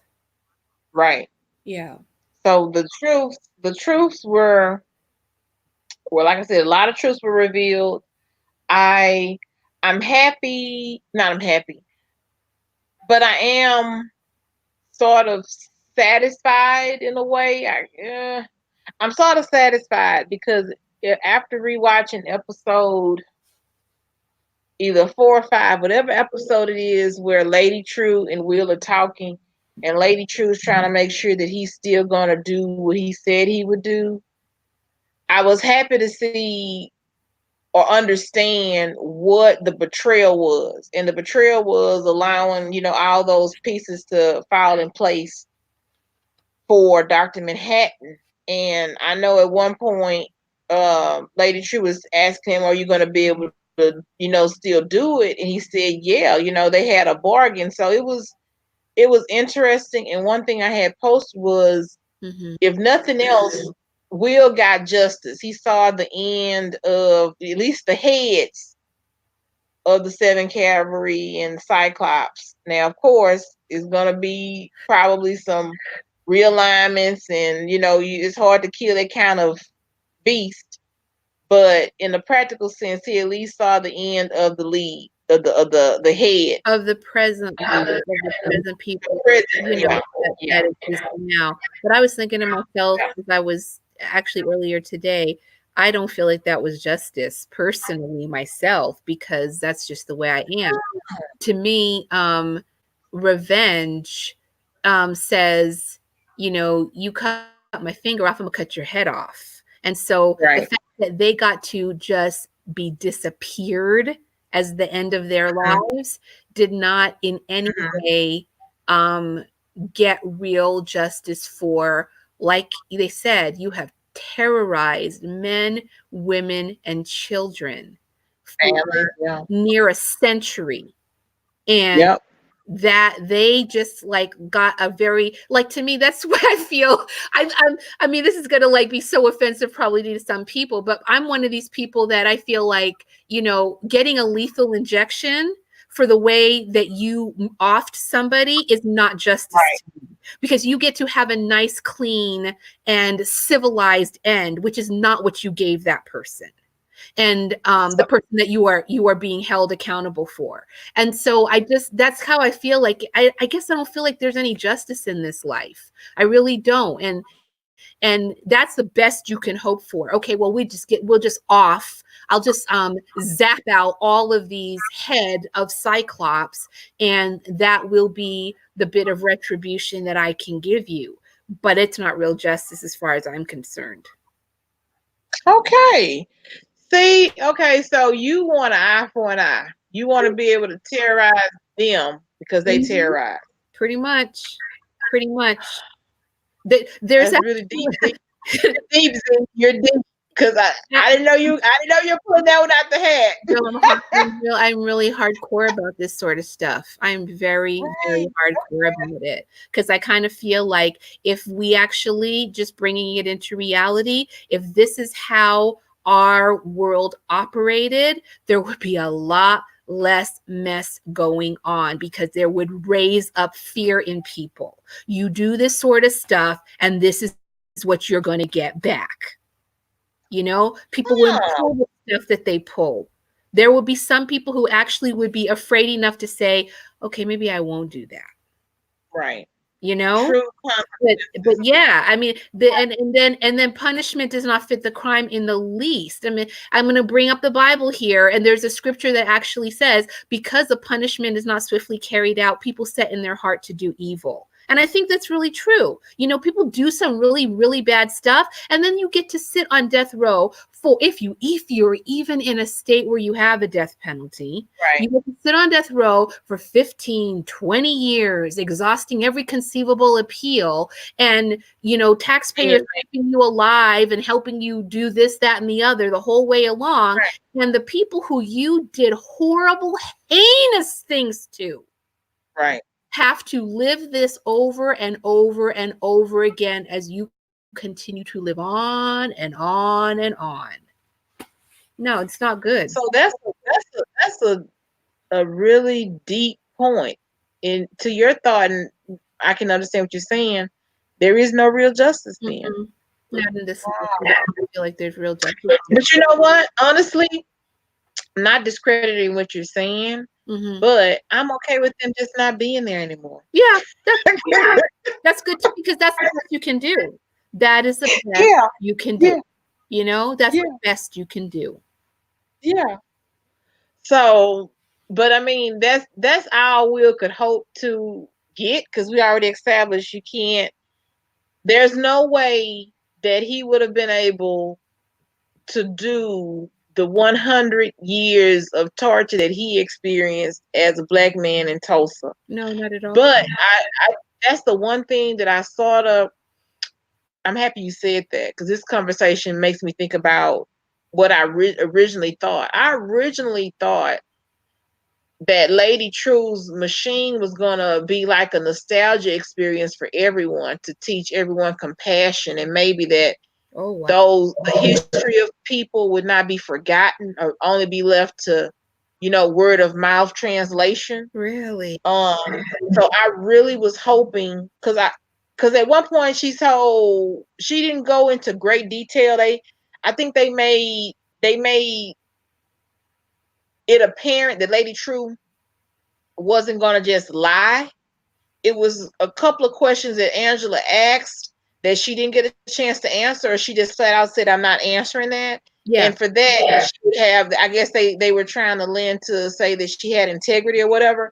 But one of the things she did answer supposedly was that the Millennium Clock was supposed to be about time. So I honestly thought, and the one thing that she had a failing in was her experiment with the drug nostalgia. So honestly, Mm-hmm. before they started going into this whole subplot of her trying to take on Dr. Manhattan, I truly thought that it was going to be something that was going to finally teach us, the collective society, a lesson Mm-hmm. that you couldn't forget because that's sort of the problem that I see nowadays with news and stuff. Yeah. It's so hard for people to know what is really true and the truths of things because everything is sort of compartmentalized and fed to us through our own bias. So even when you hear a story that should be cut and dry, this is what happened, you could wait there's so many what conspiracy theories out there. It's just crazy. Like, did this really happen? This not really happen. So Yeah. her invention, I was hoping was going to be the truth. Like, you guys will know the truth. Like, you're not going to be able to say that Tulsa didn't happen. You're not going to be able to say the White Knight didn't happen. You're not going to be able to say that Angela didn't do this here. You're not going to be able to say, whatever, because they were just going to be able to, I guess, You experience have just you the have history to of be being. hard because, like, I believe in no magnanimous goodness in that woman at all. She proved from the moment she walked in the door of those people's house, she showed me who she was, and I never believed any good thing that was Yeah. coming to her. I'm Not, just saying, not when I had one hope, bit. when I Not had one hopes bit. in it, I'm telling you when I had Yeah, hope. yeah. I mean, that's kind of nice that you did, but yeah. I mean, I guess the one thing I can say was like a good thing that I feel like she did was, okay, she said that she was keeping her promise to the grandfather. So that, here, Right, I'm gonna give her that. She did that right, good thing where she didn't lie to him right, and she did that for him. right. And he to her, he didn't chicken out on what his part in the situation was. So he did what he was supposed to do. So I was, it was bittersweet because, Mm-hmm. I just don't want anyone to die, and that's just my thing. Yeah. But I understand most shows, someone has to, they sort of feel like if no one dies, there was no real risk in the story. So someone always got to die. Everybody don't got to die. Now, some people, everybody can Yeah. live. Why Yeah. we got to kill people all the time? So I know. that's I, just being I my little happily ever after feels, but Me too. I My accepted it. Hallmark I movies, accepted it. Lifetime movies, Christmas movies, story where everybody comes out in the end good. Even the person who's supposed to be the villain gets a change of heart. So yeah, yeah. So I was okay with that, but like I was before you guys, I like I said, I need y'all for grounding sometimes. Before y'all brought me back, and we were talking about how, like I said, even I was, explaining how she hit on that white, and that was sort of a giveaway based on the very first episode about people wearing white. I still had hope based her conversation with Angela talking about it was about time. Uh-huh. And then she had that little speech to her workers talking about how her one fail was that, when people would take nostalgia, Mhm. they would harp on negative stuff as opposed to being happy to be able to relive good things. Yeah, They would just stay in their trauma. So I yeah. don't know. I just felt like, but to my way of thinking, I didn't understand what was Will going to do that was going to be so bad that it was going to hurt Angela. So the writers knew best. I agree with that. I'm just saying, at one point, Yeah, that was my hope. yeah, Give everybody some nostalgia so you understand everybody's point of view, and maybe you'll make everyone a better person. But I was listening to another podcaster, and his thing is just we have some really interesting, conversations. And he was saying, can you imagine, let's say, anyone that's entrenched in prejudice having to live someone else's experience? That's mm, not going to make them like anything anymore or less. I was like, I guess, but I was hoping it would. Like, man, but mhm. maybe even that wouldn't have taught, diehard people that lesson. So, okay, we're not going to go down the nostalgia road. We went down to her wanting to be Dr. Manhattan. Okay, fine. I accept it. But it was so hard for me because I don't know. I wanted happy feels, but I accept what they gave me for what it was because it was what it was. I lost Z, so I give it a few seconds to see if she comes back or not. But if not, we'll wrap it up.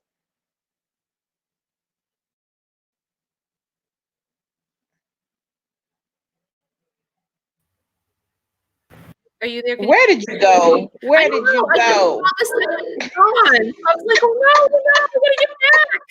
I checked my internet was still up. I don't know. I just got dropped somehow. So all right.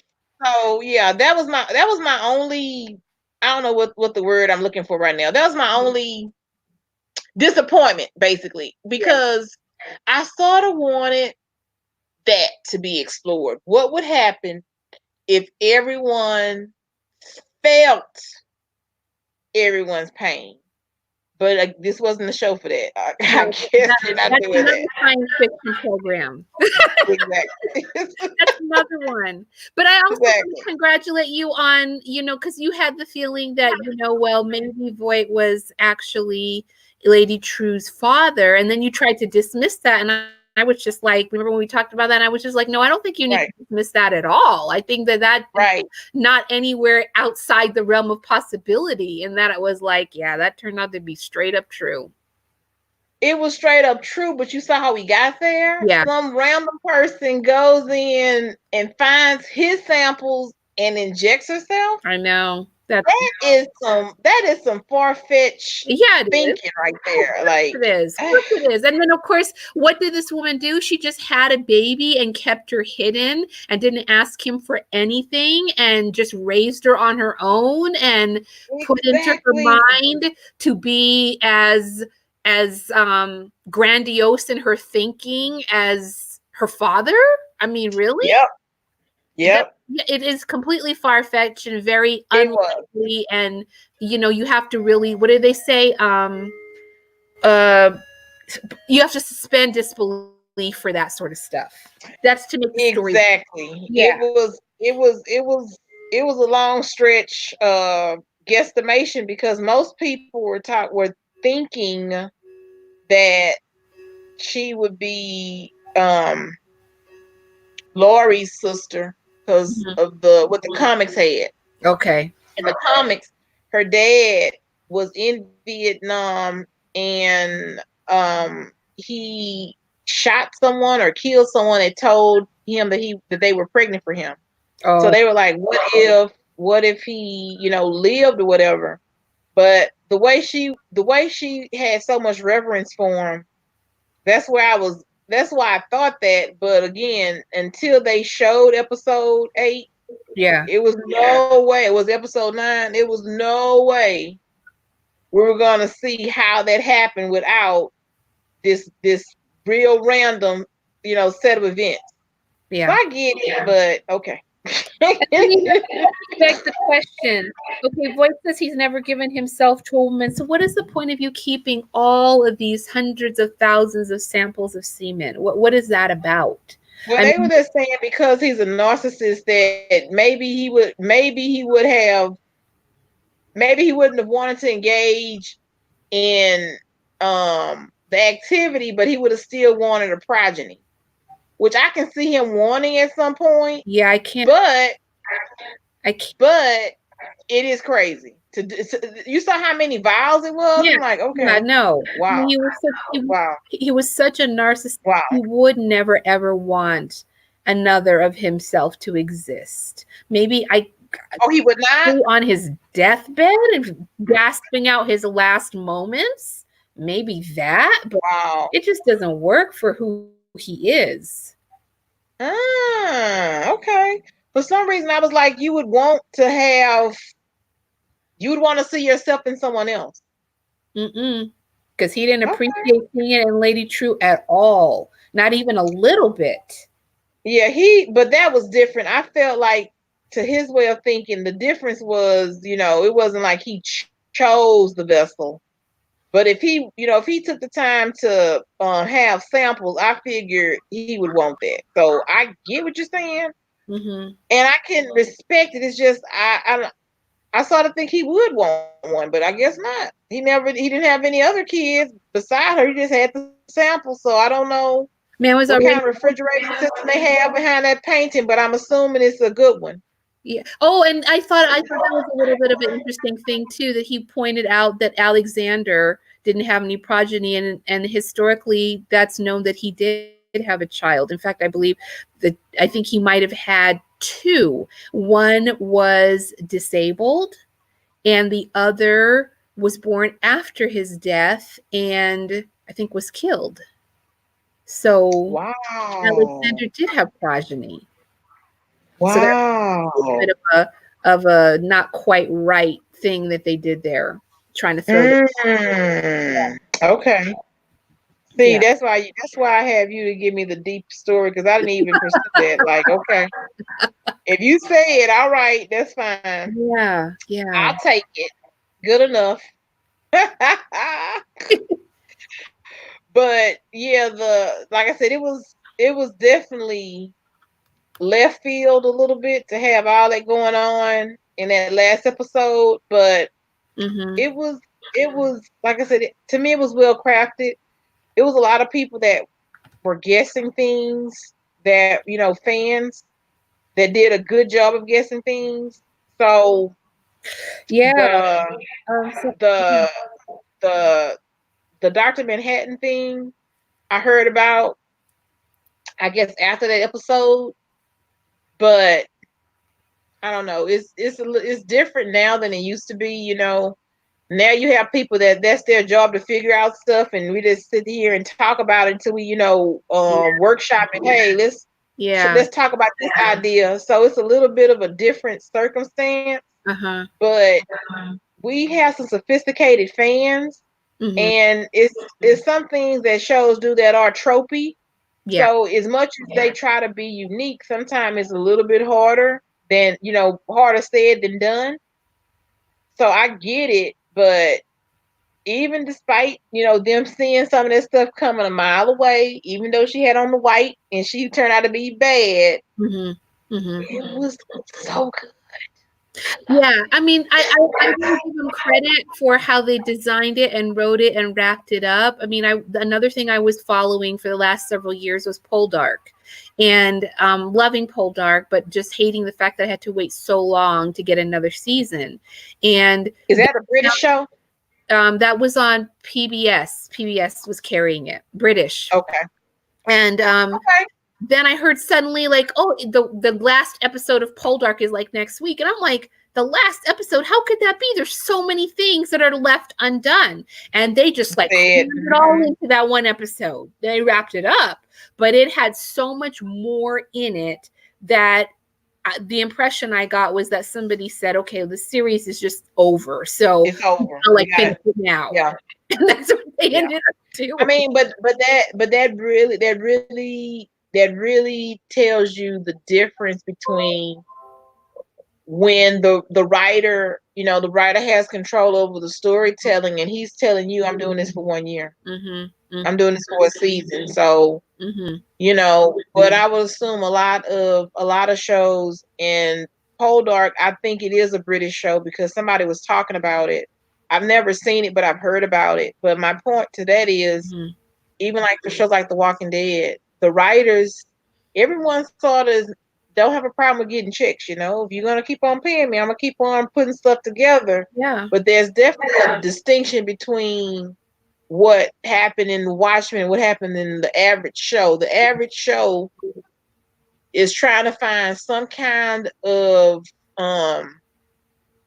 IP that can stand seasons, so they can have a guaranteed Yeah. um check, a guaranteed place for people to find interest in conversation. And for Damon Lindelof to say, "Hey, I'm only doing this for a year," and I Yeah. think I even watched a couple of no, it was I want to say it was two different podcasts, and he was basically saying, I don't even right now have a story for it too. Like people keep on asking me, and I Mm-hmm. keep on telling them I don't have a story because I really don't have a story. I said what I needed to say, Yeah. and that was it. And I'm like, And I you just take respect off him to so somebody much for that. that really you do have to like take your hat off to somebody like that, because it's like, you know what, you know when to stop and you know when you're done, and you told a story you want to tell, and you're not trying to milk it to death, you know. Yes. We've all watched programs that we have loved and just seen them deteriorate into like, what the heck is happening here? Because Exactly. they are just Exactly. doing How many everything to times? How keep many it times can you going. have this same episode? Episodes later, like you change the character's name, but it's the same episode as when you saw, 2 seasons ago or something. Or So you it's a lot of that recycling. or you start having your characters like do things that are so outside of their character because you're trying to like keep writing story, and you're like, but this is Yeah, not who they are or what they would be about, and it just gets to be weird. exactly. I mean, I think you're old enough to remember Dallas and how Dallas took us on that horrible ride that they did when we were like, Bobby ended up getting killed, and then it was Yeah, like he was in contract negotiations with them like almost the whole of the season, and then I guess getting close to yep. the end of the season, he decided, okay, yeah, I'll come back. And so therefore, okay, well, we just killed off this character. How are we going to bring him back? Well, then at the end, suddenly the whole season we just saw was a dream because Wow. she wakes up, gets out of his wife wakes up, gets out of bed, goes into the bathroom and opens the shower door, and he's in there showering. And you're like, what the heck? Because she had a whole Okay. dream. The See, whole year was a dream. I never watched Dallas that extensively, but I remember the shower scene. That So I yeah, was aware of that, but that I was didn't know that part of the backstory. That was all due to them not being able to get that contract negotiated, and they kept on trying to, work around it. yes, and Wow, that's they crazy. continue to do crazy things like that as the show like went to its bitter end. Where it's just weird, Wow. odd, crazy stuff happened. And just nuts.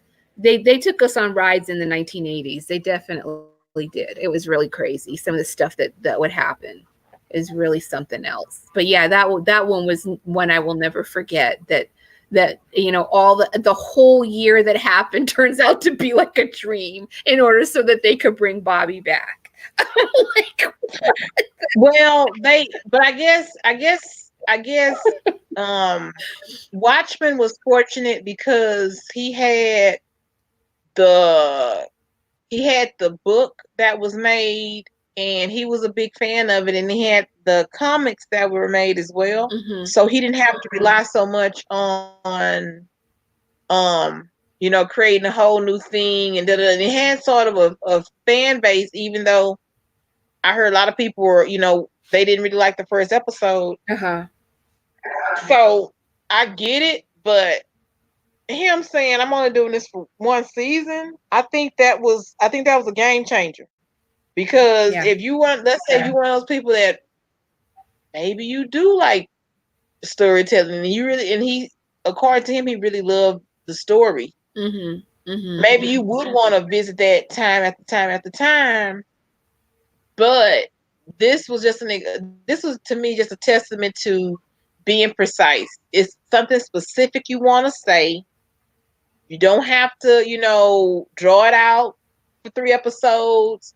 They were able to do backstories on the characters and still push the stories forward.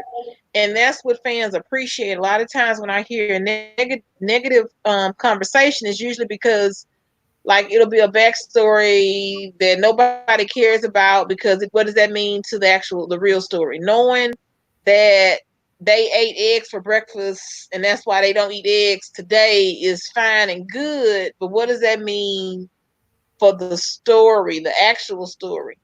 And I they were like able to do a backstory for Looking Glass. They were able to do a backstory for Dr. Manhattan and Angela, and it was well received. yeah, I liken it to a professional athlete retiring and actually retiring and not doing a comeback later on because they can't be away from the game, because they can't not Right, the glory anymore, because they just have to come back somehow, come back 3 or 4 right, times, keep coming back. And it's just like, you know what, right. this was graceful. This was graceful. And when a professional athlete just retires at the top of his game, that is graceful. And this was great. True. So true. Yeah. So true. Yeah. The only other thing that I heard a little negativity about, and this one I agree with, the squids.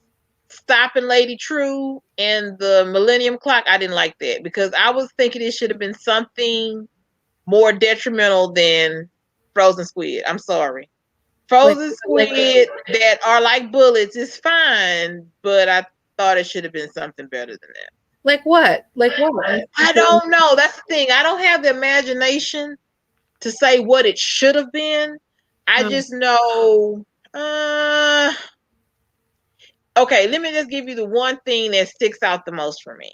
okay. The frozen squid were able to be the equivalent of a bullet to the extent that Lady True has a hole in her palm, but Angela's able to run in the rain with a piece of plastic covering her head, no bullets. So Yeah. it's like You're right, that was and then so I didn't like I said I don't honestly know what they could have done yeah, that was kind of weird. to make it better, but I didn't like that. Like I that's everything can't be perfect, Yeah, It's yeah, just fun to be able to talk about it at this point. And that's the one thing, like, hey, but what other tools did Bite have? Probably not. And I know not Angela, Looking Glass and Agent Blake didn't have any ideas on how to stop her, so they went with what they had. It's just, mhm. if they, could have something else. Yeah. I don't know what they could have, whatever. I think it would have been, I think if whatever Angela was running down the street with, if it was more formidable than a piece of plastic, I'm sorry, Mhm. that probably would have been enough for me to be okay with. But if it's gonna shoot through someone's hand, but can't shoot through plastic, Yeah, and then it was was going where through I the think it even windshield, killed a couple of yeah, cops. was Like, going through I the don't know. windshield of the cop cars and stuff like that, yeah. Yeah, that's the only thing No, I you're right. didn't like. That was definitely a weak point. That was definitely a weak point. Very much a Yeah. weak point. Yeah, very true. Yeah, that's Very the only true. thing. Other than that, hey, the storytelling was good. It was. I hated Dr. Manhattan. I don't know. I don't know. I thought it was sweet that Dr. Manhattan wanted her with him when he died, Mhm. but then I was like, that's a little selfish, bro. Like Yeah. maybe she wouldn't want to see that, sir. How dare No, 'cause you? But I'm like, okay, she wasn't going fine. nowhere. She wasn't going nowhere. So, yeah, she She wanted wasn't. I'm like, how dare you? Like, hey, I want you to be. How dare you tell me I want you to be here? What? Maybe I don't want to be here. Have you ever yeah, thought? but, Did you ask me? maybe you won't wanna be there, but she definitely wanted to I be would there. not. Yeah, I don't think I would, but maybe I would. 'Cause that's your last moment. So I'm just yeah, saying, yeah. you all about consent, Exactly. except for when you about to die. Then you just gonna tell me to be here. I wanted you here. What? Yeah, You didn't ask exactly. me. Exactly. So, Yeah. but like I said, it was a good show. I love it. I think you're gonna love Expanse Yeah, because I've enjoyed I the just 2 love seasons I've all seen these shows already. where everybody come together and work together like a family. Yeah. I just I receive them I've so enjoyed well. it. I very much have enjoyed it so far. I'm looking forward to seeing the rest of it. I need to go back and see the rest of Star Trek Discovery, catch myself back up on that too. Me too. Me too. Um, Me too. yeah, I mean, I love all I this didn't like stuff. any of season two because honestly, a lot of the people that I listen to podcast wise, Mhm. they didn't receive it well. So it even though it didn't really make me not watch season one, it sort of gave me pause when it came to season two. So I basically actually right now is a good time for it because there's really nothing on TV. So Wait this is a the minute, time so for you've me to been catch those backwards? other shows up. You've been watching it backwards? The what? Are you watching it backwards, you're saying? No, I did not watch season two. I Oh, hadn't watched it, so I'll be able to watch it now because when it was out earlier this year, uh, it wasn't this rush to see it because basically, it was so much negative conversation about it. oh, And it's not like I don't know the difference. I didn't watch Star Trek, until Discovery. So I really didn't have those hangups that other people had. But I oh, said, rather than me wait week to week and hold on to it, it's better for me to probably binge it. Because if it is something that, sort of, gets on my nerves while we're doing this, I have another show that hopefully will answer those questions. A lot of times they try to space stuff out for anticipation and all that stuff. Yeah. But now that I think about it, right now is a good time to go on and watch season two. I mean, Because I enjoyed season I'm one not a myself, but Star I know Trek I'm geek. I'm not like everybody Yeah, else. I'm not a Star Trek geek where I'm going to tell you every little detail and critique it to the nth degree. But I pretty much Right, watched Star Trek from the beginning, and I like the show. I've always liked the show. I really love Next Generation. That was a great show to me, and great memories okay, of it and stuff. Jean-Luc Picard, Captain Picard, and stuff.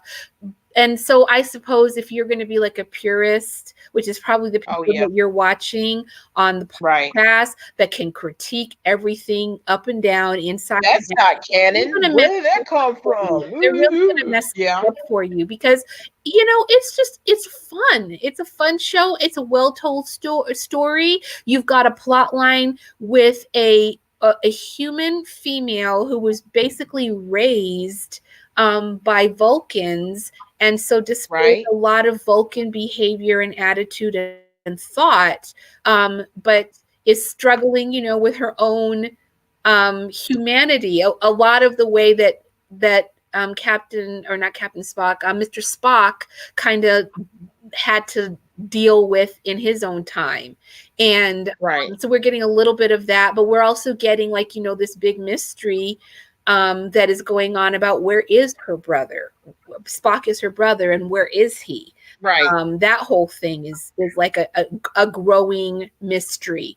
And the tragedy that brought her to the family that raised her in the first place, that right, becomes right. a very key element in it as well. So it's a good story, and don't let those other people deter you from. And you're very right. A lot of it is this. I don't know, what do they call a lot of this.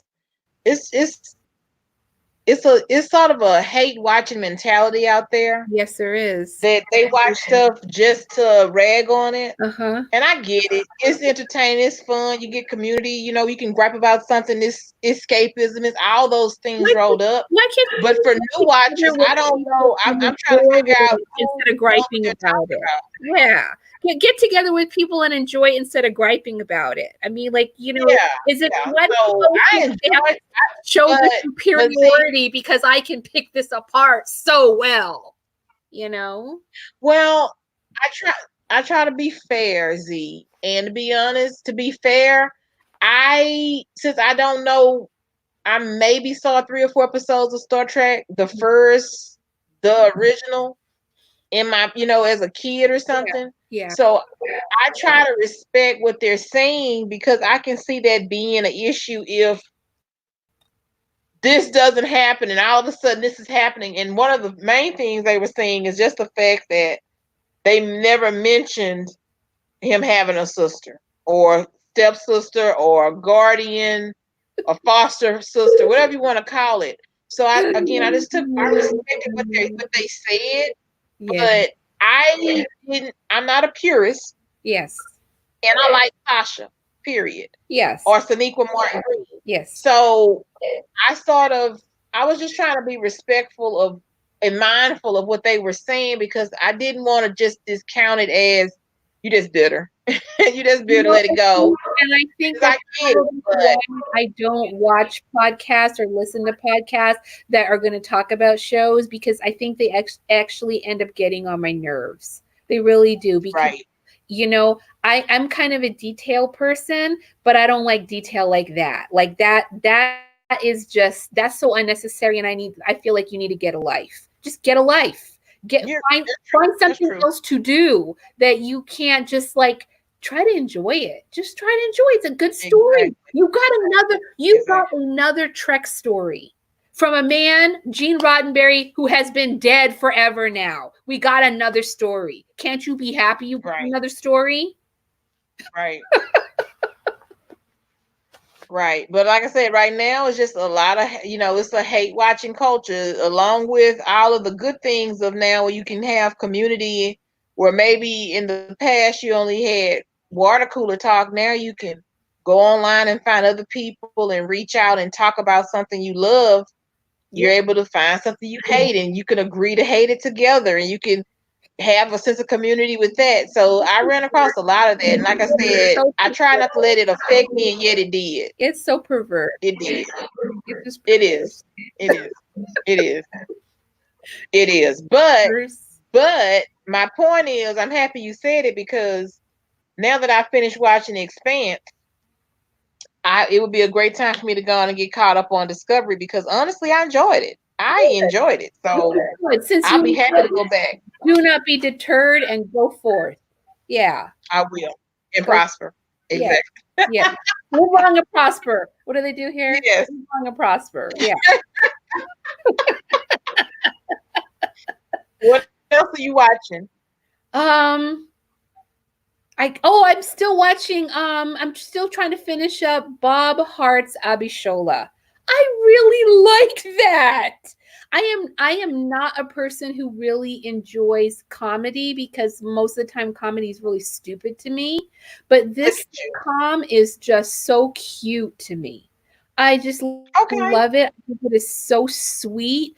I really enjoy the fact that they are not young, so to speak. They're a middle-aged couple, and they're trying to Yeah. figure things out. Do you know the plot line? Mm-hmm. It's the a white guy. He has a headache. I mean, has a heart attack, and there's a black nurse. Yes, yes, and she's Right. Nigerian. So So you, I want to say part of one episode, but I never did pursue it. I love me some laughing, as you should know by now. yeah, So it's just something that wasn't on my radar. But now they have someone telling me that it's funny, it is.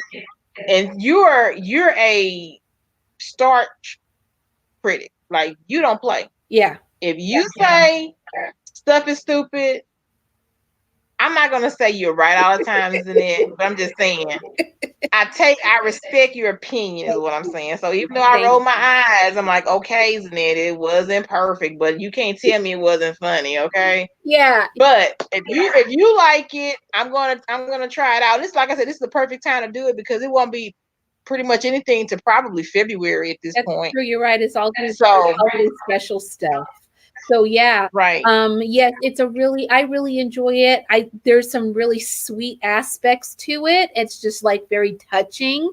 Um, it also It's a touches. 30-minute sitcom, right? Yeah, it's only 30 minutes, and I think it's Okay, cool. one of Chuck Lorre's, his stuff, and he's been very I successful don't know. with what he's been doing. Oh, Yeah, so I love Oh there you my. go. So that should encourage you even further. And so I love the fact that they're a little bit older couple. Everything's about millennials nowadays, and there's Right, Generation Xers don't got nothing going on here. So I like right. that. I really like that. Okay. I love that it has that little bit of an immigrant experience. I mean, it is more focused toward Nigerians, and so since I don't Hmm. really know, I can't. In fact, I don't even know if I might know two Nigerian people altogether, but I don't know them Right. well. And so I don't really know very much about their culture, but I can relate to a tiny bit of the immigrant kind of experience since my parents are immigrants. And so that's a nice thing that's brought into as well. Okay. Um, I think in some ways it sometimes doesn't always paint Nigerians in the best light, because some of the stuff you're like, oh, you got to be kidding me or whatever. But still, Right. you know, Okay. that's probably just an aspect of their culture or whatever the case may be. And I They show his family as well, right? know his family, which are pretty Okay. much upper middle class white folks that in some ways still have a lot of white trash in them. Oh, he, okay. Okay. he's the most together member of his family, honestly. His mom Okay. is a little problematic, but his brother and sisters Okay. are just completely off. They're completely off. In fact, I think there's an episode called Useless Potheads, and that's basically describes his brother and sister. But Okay. he's the most together man in the family, and he's trying really hard. He's a good man. He's got integrity, and he really you feel for him. You feel for him trying to get to know Abishola and trying to figure out how to move toward Navigate. her. A Yeah. woman that he feels drawn to, but he doesn't really know anything about her culture or her history, and he's trying to figure out how to navigate that. And it's cute. It's a really cute, sweet I can do watching that. that development. I'm enjoying watching that development come together. It is really nice. It's really nice, and Well, you get a little bit. You get a little if you can advise it, then I'm gonna try it then. Yeah, I think you might enjoy it. I'm really liking it a lot. What else have I caught on to? I think it's over now, but oh shoot. I think it's on NBC. It's about a girl that is um she's actually AI, and the she is found in the wreckage of a plane crash, and it's a small town sheriff. Manifest. Not Manifest. I think Okay. Manifest is coming back, but I was watching Manifest. Manifest, I'm gonna have to see what happens with Manifest when they bring it back. This one, I want to say something begins with a P. P. Because The somebody at my job was telling me about a little girl in a plane. I thought it was Manifest she was telling me about, but what you're saying sounds familiar. yeah, Okay. it's not Manifest. It's on NBC. Let Okay. me see if I can find it real quick on my stuff here, my streams. But what I like about it is the lead character is a woman who is a little overweight, and she's not, the svelte, fantastic, beautiful, um, kind of cover model kind of lead that you're always Right. seeing. She is a little Are bit you sure it's not on ABC then? maybe it is ABC, maybe it's not NBC, maybe it's ABC. Because if this is what I think it is, she's the actress that was in that show, Good Girls, and she's from Sugarland, Texas. Okay. I don't know either And one of all those. I remember about it, I remember her. She wasn't cover model ready or anything like that. But it Yeah. was a little girl sitting in front of a TV. It was like a poltergeist type scene. I saw a commercial for, Oh, but it could be what you're talking about. I guess you have to tell me the name of it. But like I yeah. said, somebody at work was, because I'm always asking people what they're watching, and I heard about a show called Manifest, and I don't know, I can't give you names. That's how ridiculous I am. But somebody was telling me about a show where it has what is the handsome guy that's married to Lisa Bonet? Oh, Him, Momoa. yeah. Momoa.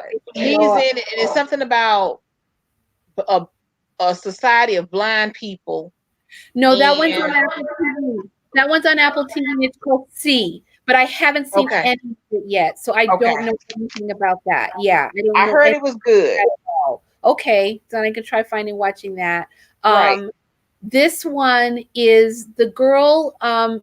They don't know she's AI initially. They just know that it Okay. seems like people seem to start coming after her, and the Okay. police officer, not officer, she's like a sheriff, I think she's a sheriff, small town sheriff, and Okay. she is raising her biracial daughter, and she's living with her dad, and her father has had cancer and has been recovering from his bout of cancer. Now her Uh-huh. husband comes into the episode often because he's hands on with his daughter, and you kind of don't even you kind of even wonder, like, why is it that they may have actually ended their whole marriage, because they seem to get along really well, and you don't really know like what the issue is. But Right. um, the little girl now becomes a factor because the cop is about, or the sheriff is about, trying to protect the little girl and figure out this mystery of where the heck has she come from, who doesn't seem to have any real memory of like where she has been, or who her people are, who her family is, and then the people who are trying to come get her bring it all up. And so you get a lot of science fiction involved in it, but it's real life, and um it's good. It's pretty good. It's pretty good. So Well, I'm you text me what that one is when you figure out what it is, and I'll maybe catch it. But yeah. the comedy one I've heard of, so I can catch on to that one. Yes. And to be honest, probably Star Trek Discovery will be a really good one to start, because I had Definitely. intentions to watch it, but like I said, I was like, hey, I'll just wait to the end just because of the naysayers. Like I Yeah. don't know, I don't know why y'all don't like it, except for it's not pure. And where did this little foster girl come? This foster ward come from? but I was enjoying it, so I just felt I would pick it up. That's the Oh, one good thing about binging. You can just pick it up when you pick it up. that's right. And right about now is a good time to do that because it's really, honestly, besides rewatching Watchmen, it's Yeah. really nothing. I don't even want to rewatch The Walking Dead this season. Like, okay, it was Uh, okay, the stuff that I saw, but nothing was, stand out, rewatch worthy. my heart is like going out of Walking Dead so bad, and it just makes me really, really sad. You know, Yeah, it just really makes same. me sad because, like, I love that show so much, but it's just like it's really not the same It's not since they changed the writers, since Rick left, and I'm really feeling all bad about Michonne leaving, and exactly. I And I just don't think I don't think it's a bad thing. The writing, honestly, for what they are dealing with, I sort of think it's okay to be honest. Because honestly, I remember them doing. Is it Emergence? Emergence. That's it. That's Okay, it. Emergence. Emergence. That's it. Okay, so that's on ABC, I believe. But Okay. even for like, I just go back to how I felt with Tara having a bottle episode. Like that was so dumb, and it didn't mean anything because you had a bottle episode, and then uh uh the actor with the braids came up missing, and then we didn't see them again until the next season. So it's like, what was the point of showing us Tara escaping Oh yeah, yeah. I couldn't the agree. the sea I was just like, the ocean side? So it's like those little things that are different, like this with the yeah, episodes they have now. Even when they're considered bottle episodes, or it's just concentrating on two or three characters, and it may or may not push the story. mm-hmm, The, hmm, they're better than they were 2 seasons ago. But okay, honestly, I don't think it's the writing. I think it's just Rick being gone because he made it all better, and now he's not here. He makes everything feel worse. And I'm looking at this and I'm like, okay, if I saw Rick 3 times in the episode, it would be okay. But I don't see him at all. Are So you this is trash. sure? Are you sure it's just not you and me being really, really attached to Rick? I mean, like, I know what it is. It's uh, that, but it's also the fact. I'm not basing it on not knowing. I saw how I felt when I had Rick and I had that Oceanside episode. I okay, still had Rick. yeah, yeah, But now that I don't have Rick, I don't have Oceanside, it's just a hot mess. yeah, it is. Yeah, but the writing, to me, the writing has gotten better. Like the conversations and interactions are Yeah, better, yeah, but the main draw for me is gone. So, yeah. have you ever heard of the show A Good Fight? Good fight. I heard of it, but I haven't seen it. That's a good one. It's based on a show. It's not based on a real show, but it's like a spinoff from The Good Wife, and Oh, okay, okay. it's a predominantly black attorney firm in Chicago, Uh-huh. and it has like two or three white attorneys and stuff. But Okay. it to me it's really funny. It's really interesting, Huh. and it's only in its season 3, I think. But Okay. I would recommend it. I basically the litmus test I give everyone is basically you can watch the first 3 episodes and Yeah. then make a decision on it, because usually that's how long it takes you to say, this, I get this stuff, I don't get this stuff. And even with like the Watchmen, I was sort of hooked on the first episode. I don't know what they could have did to lose me, but Oh, they didn't. I heard some people, like you even said, well, I was trying to, man, they were throwing squid out the sky. Didn't man? I'm like, okay, well, I don't know what this is about, yeah. but eventually you guys are going to have to tell me because I'm here. You're gonna have to tell me. I don't know what the squid brain had to do with this, but okay. I'm Yeah. just gonna trust you're gonna tell me what this is about at some point. So it's just Yeah. some shows you can just trust, and you don't have to. Yeah, you have to hang You don't have on. You just have to to hang on have. and say, okay, eventually somehow this is gonna make sense to me in some Yeah, yeah, yeah. sometimes I just feel that way. sometimes you can take it like a really far where you're just like, you know what? I keep watching this and it's still not coming to me. It's just still not coming to me. Exactly, exactly. But this one was the closest one, and I don't know. It probably not probably. It had a lot to do with me loving Regina King Yeah. and the beginning of the show, like really surprising me with its content. That Mhm. probably had a lot to do with it. Yeah. That it would have been hard for me to walk away from it, Yeah. and not support it. But even with the squid, I'm like, this is strange. But it helped that I, watch. It's a good part and the bad part about watching other podcasters because they can influence your thought. Like they can show you things, reveal things. They can open your eyes. They can Yes. disagree or maybe have a thought you didn't have, give you Yeah. some enlightenment, or Yeah. they can dissuade you. Like I mean, persuade me against it. That's sort of how I felt about other shows. But even when they were saying negative stuff, it was like, but did you see this first episode? This was awesome. What are you talking about? Like, I don't understand. Like I said, sometimes I do fall for purists because, like I said, with Star Trek, I saw the pause. Like, oh, well, I didn't really pause. I still watched it, but I just Yeah. wasn't rushing for season 2 because I just figured I would wait instead of me doing it week to week and Uh-huh. not know what's going to happen. I just said, okay, I just wait it out. Yeah. But for this, I'm even okay with the fact that we had to wait a week before we had it the next episode because for someone like me, Uh-huh.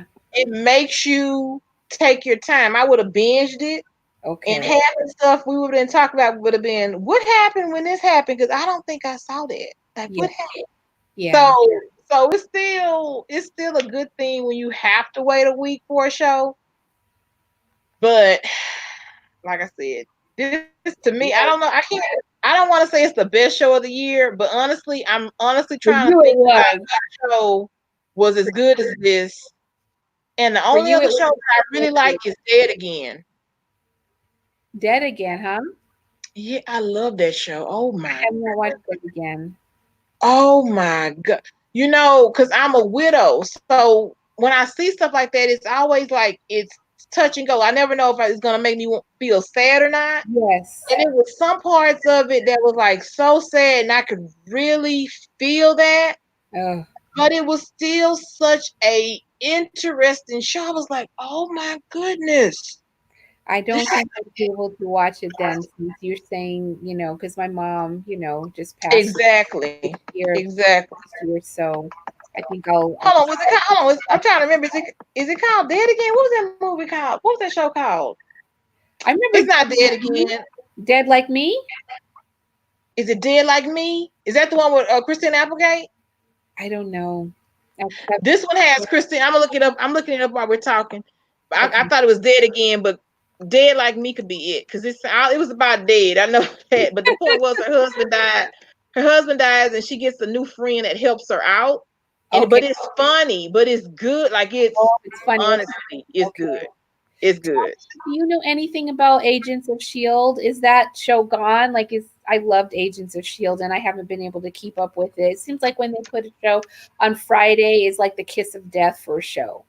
And Right, because most people are out living their lives, right? So why would you move I'm it? not even really out on Fridays, but somehow would never remember when it was on and not see it and have to try to go back and watch it later on. And it's like, oh man, did I miss Agents of Shield? Is it over now? Is it like I'm done? looking it up. I'm trying to look it up right now for you because, to be honest, I don't keep up with it. But it looks like season 6 was in 2019, would have been now.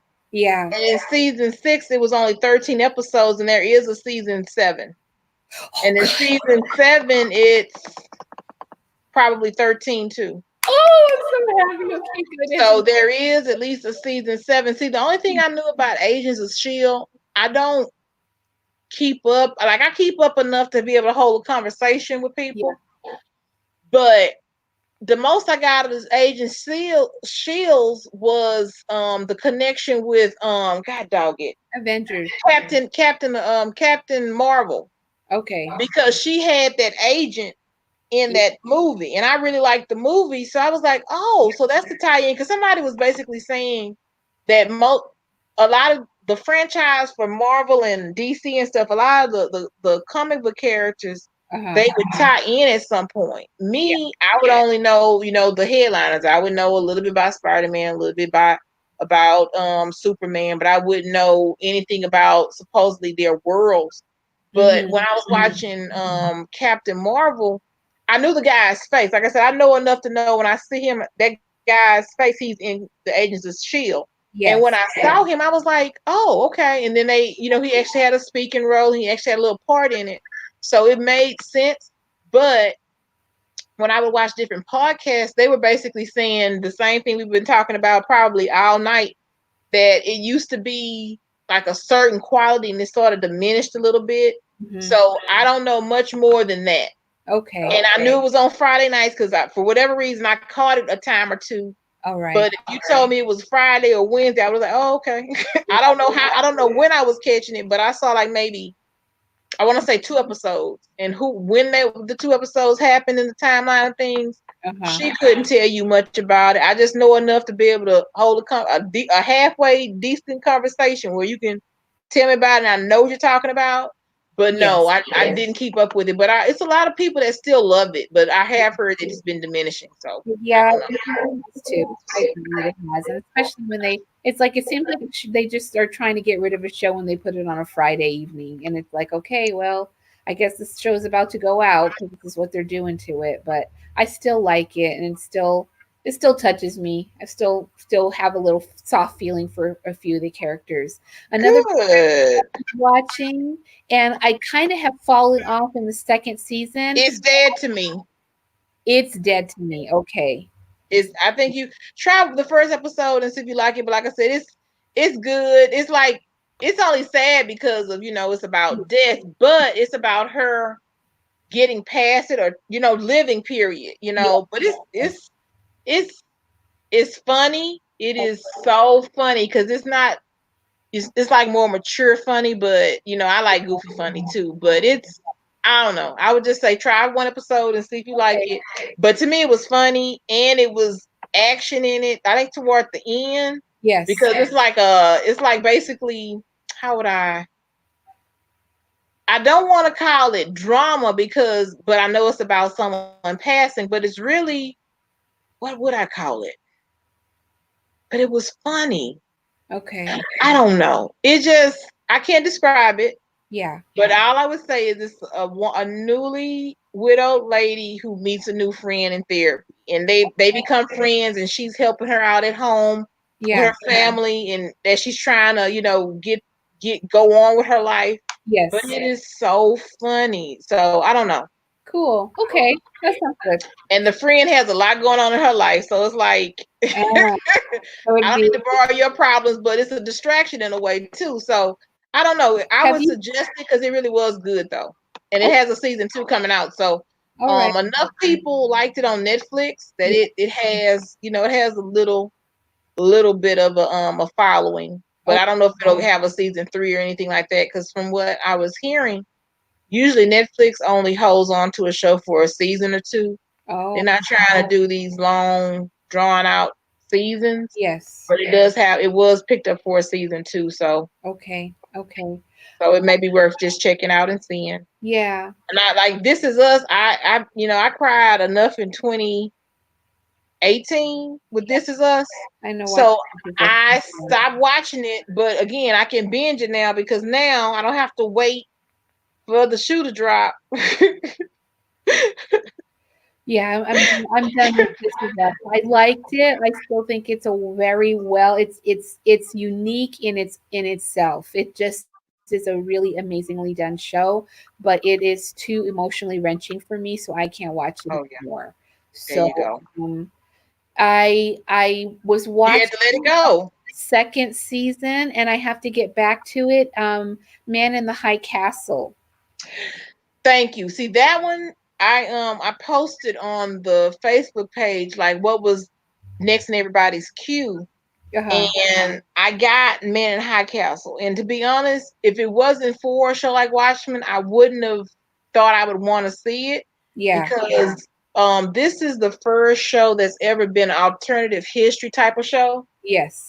I heard about Man in High Castle a while ago because, like I said, some of the podcasters I would watch would just go and do rundowns of shows like this what Uh-huh. happened this week in this show, this is what happened this week in this show. So Yeah. I was aware of it, Yes. but like I don't, I don't sort of want alternative history because I'm sort of happy that the Nazis didn't win. So I don't want to hear about if they didn't So win or if they had won. this is But what's so now after this, I'm like, interesting. maybe I can watch it and see. Yeah, that's what's so interesting about it. It's like, what would the world have been like for us had that history not happened the way it did? And of course, but they start ending up with films from our history.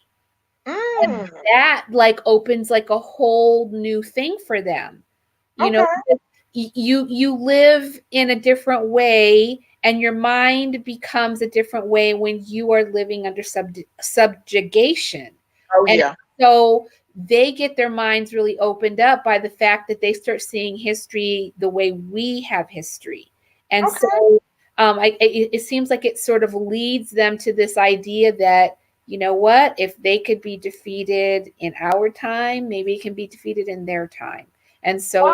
so they start moving in that direction. So I want to see that.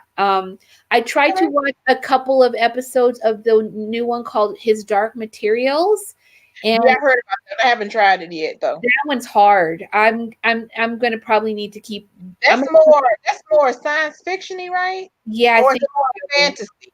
It's both. I think it's more fantasy, maybe Okay. maybe more Okay. fantasy. Um, It's on maybe HBO. Is that the one that's on HBO, right?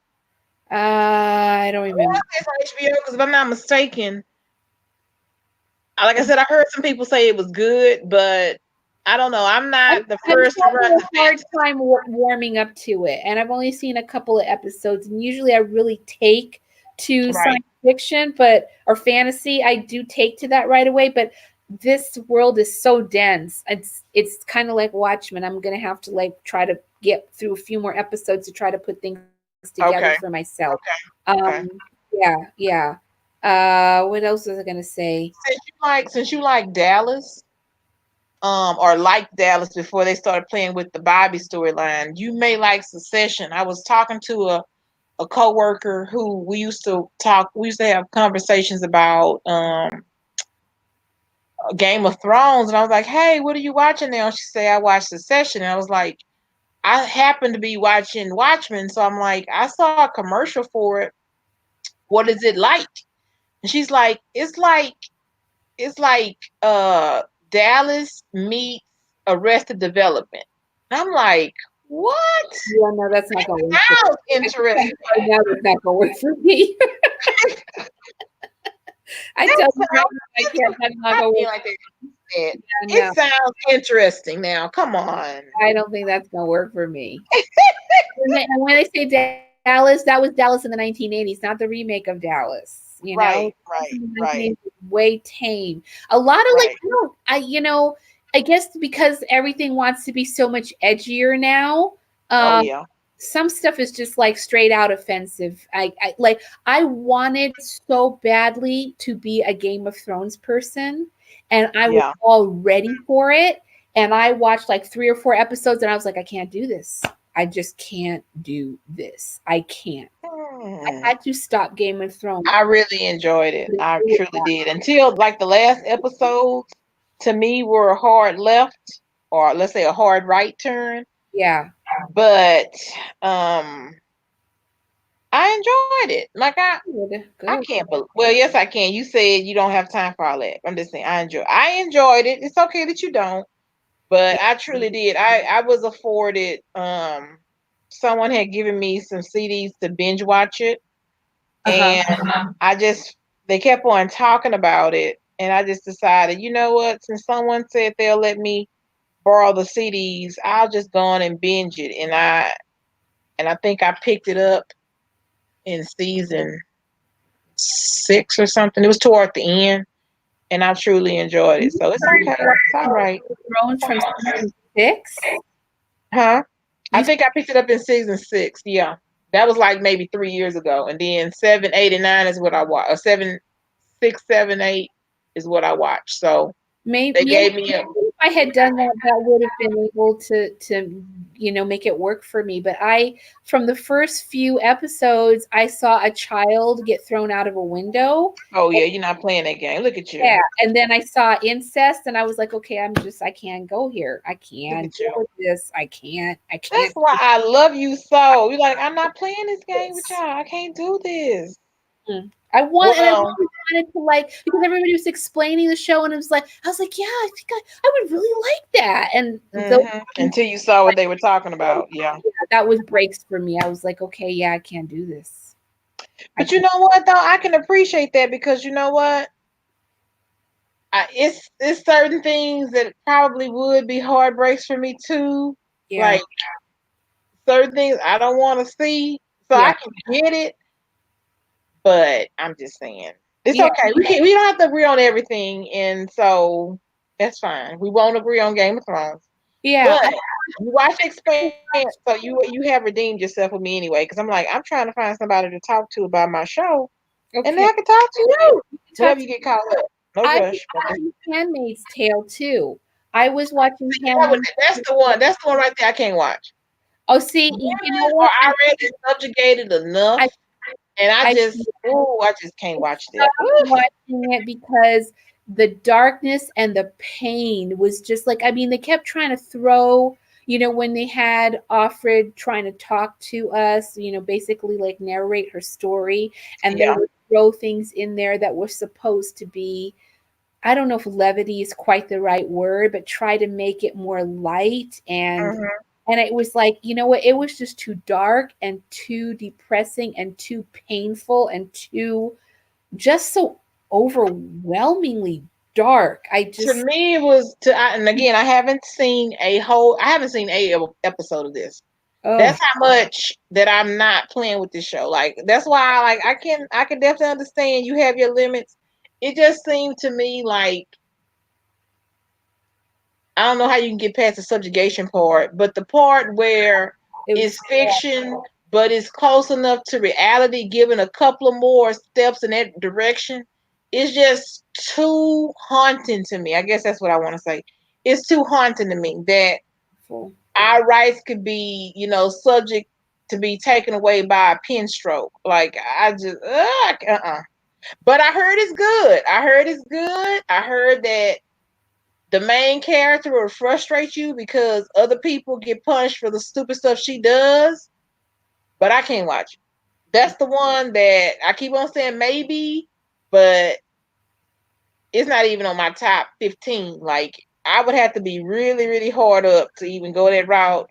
Maybe when it's over, that sometimes helps me because if I'm like stuck in suspense over you're trying to figure out what happens next, sometimes that's a little frustrating. I But don't really recommend it.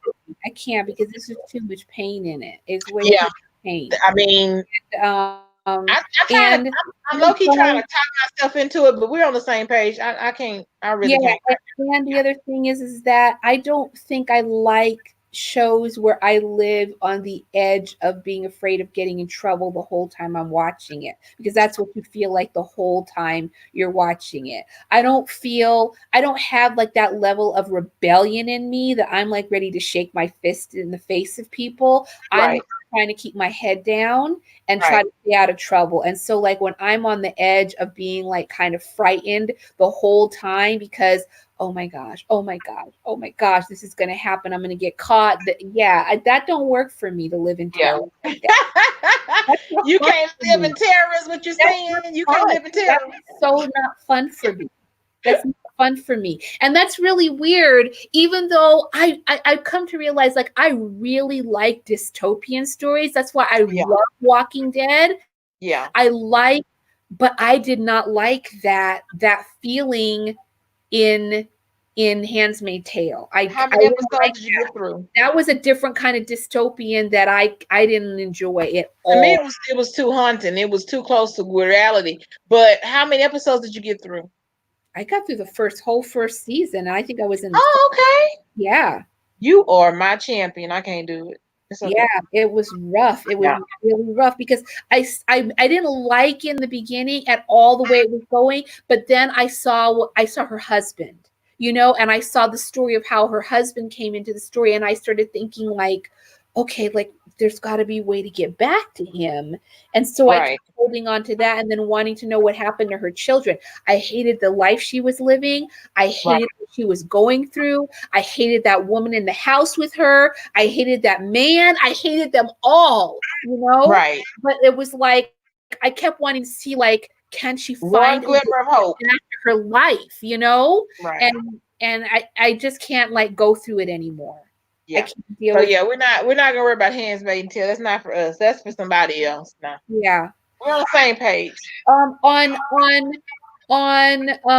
ABC, I was really faithfully following it too, but now I think I've lost a few episodes and I don't even know if I can figure it out anymore.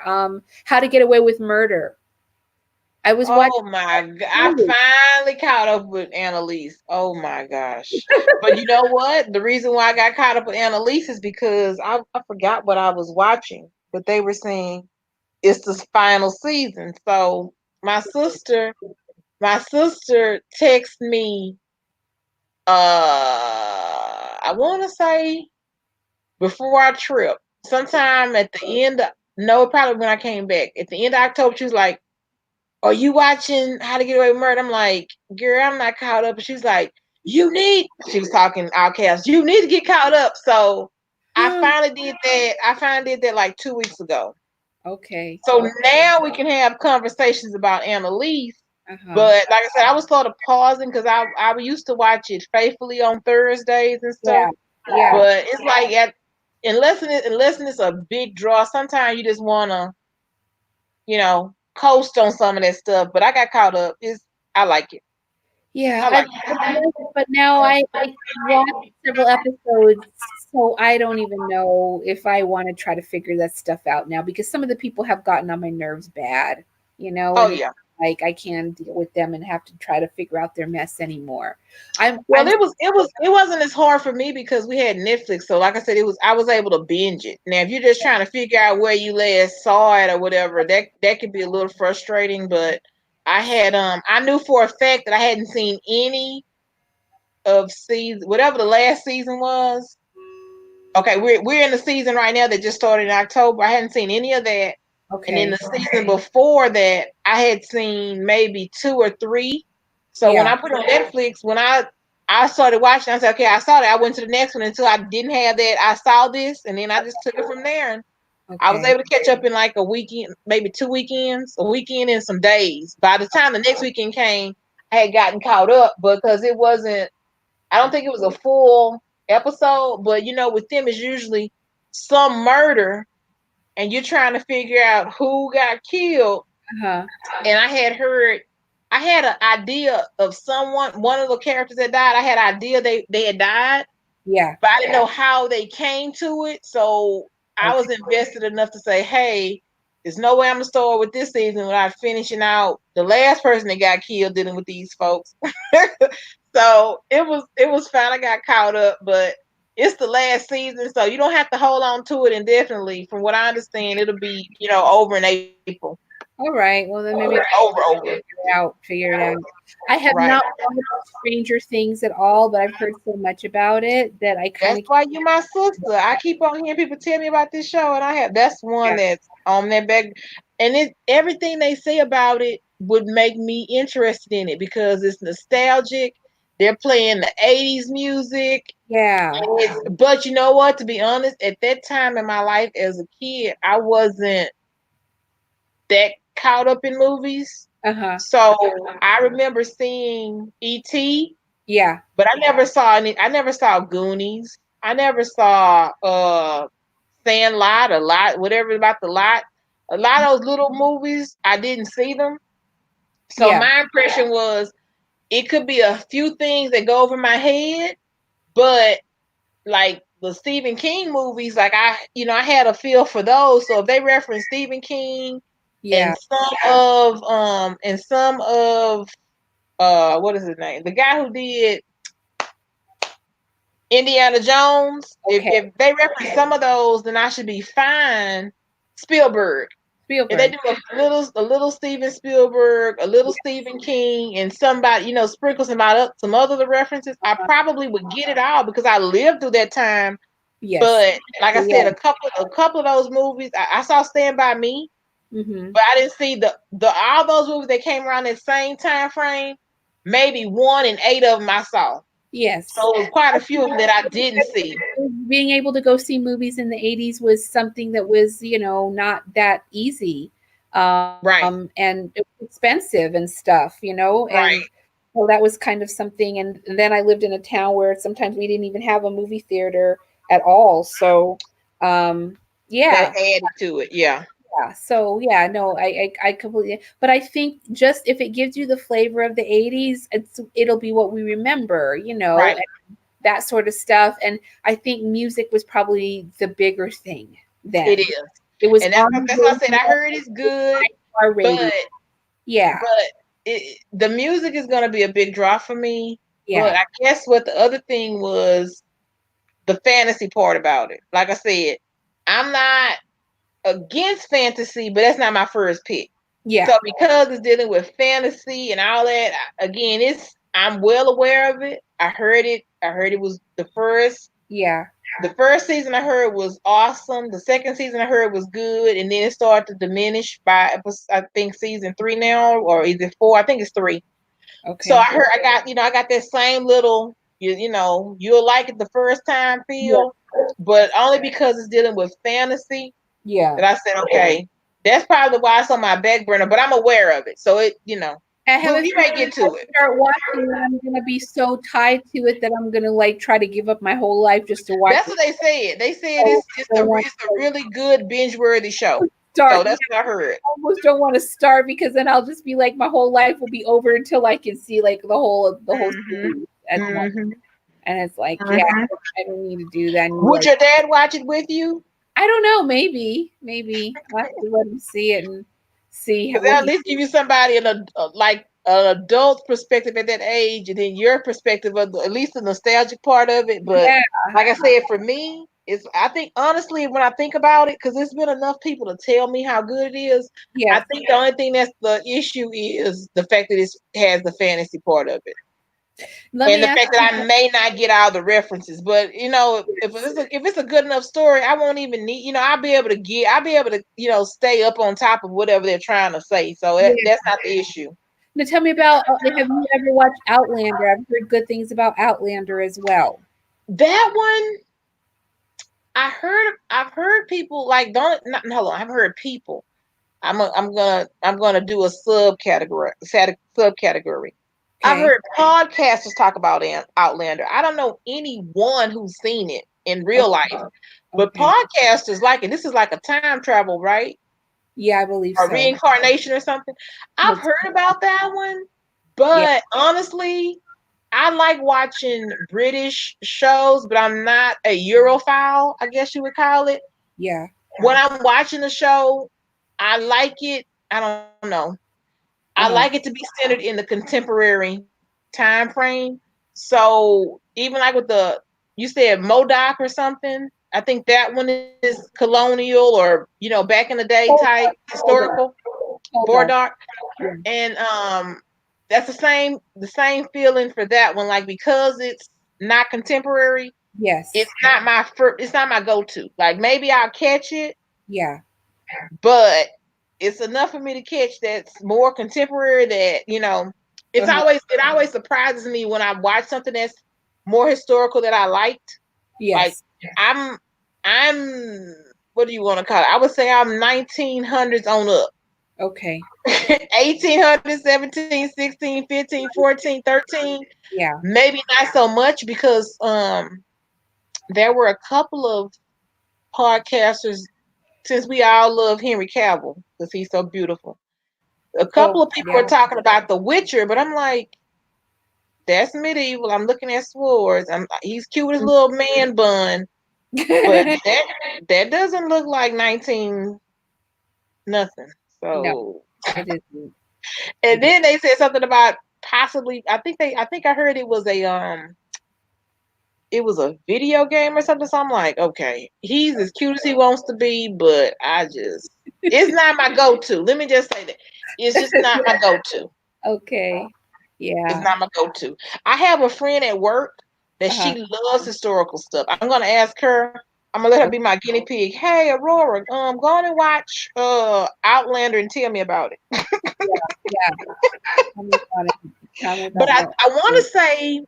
I want to say it's a love story that Believe so. also about. And I love stories, but if he gonna lose her and he don't find her for 300 years, girl, my oh no.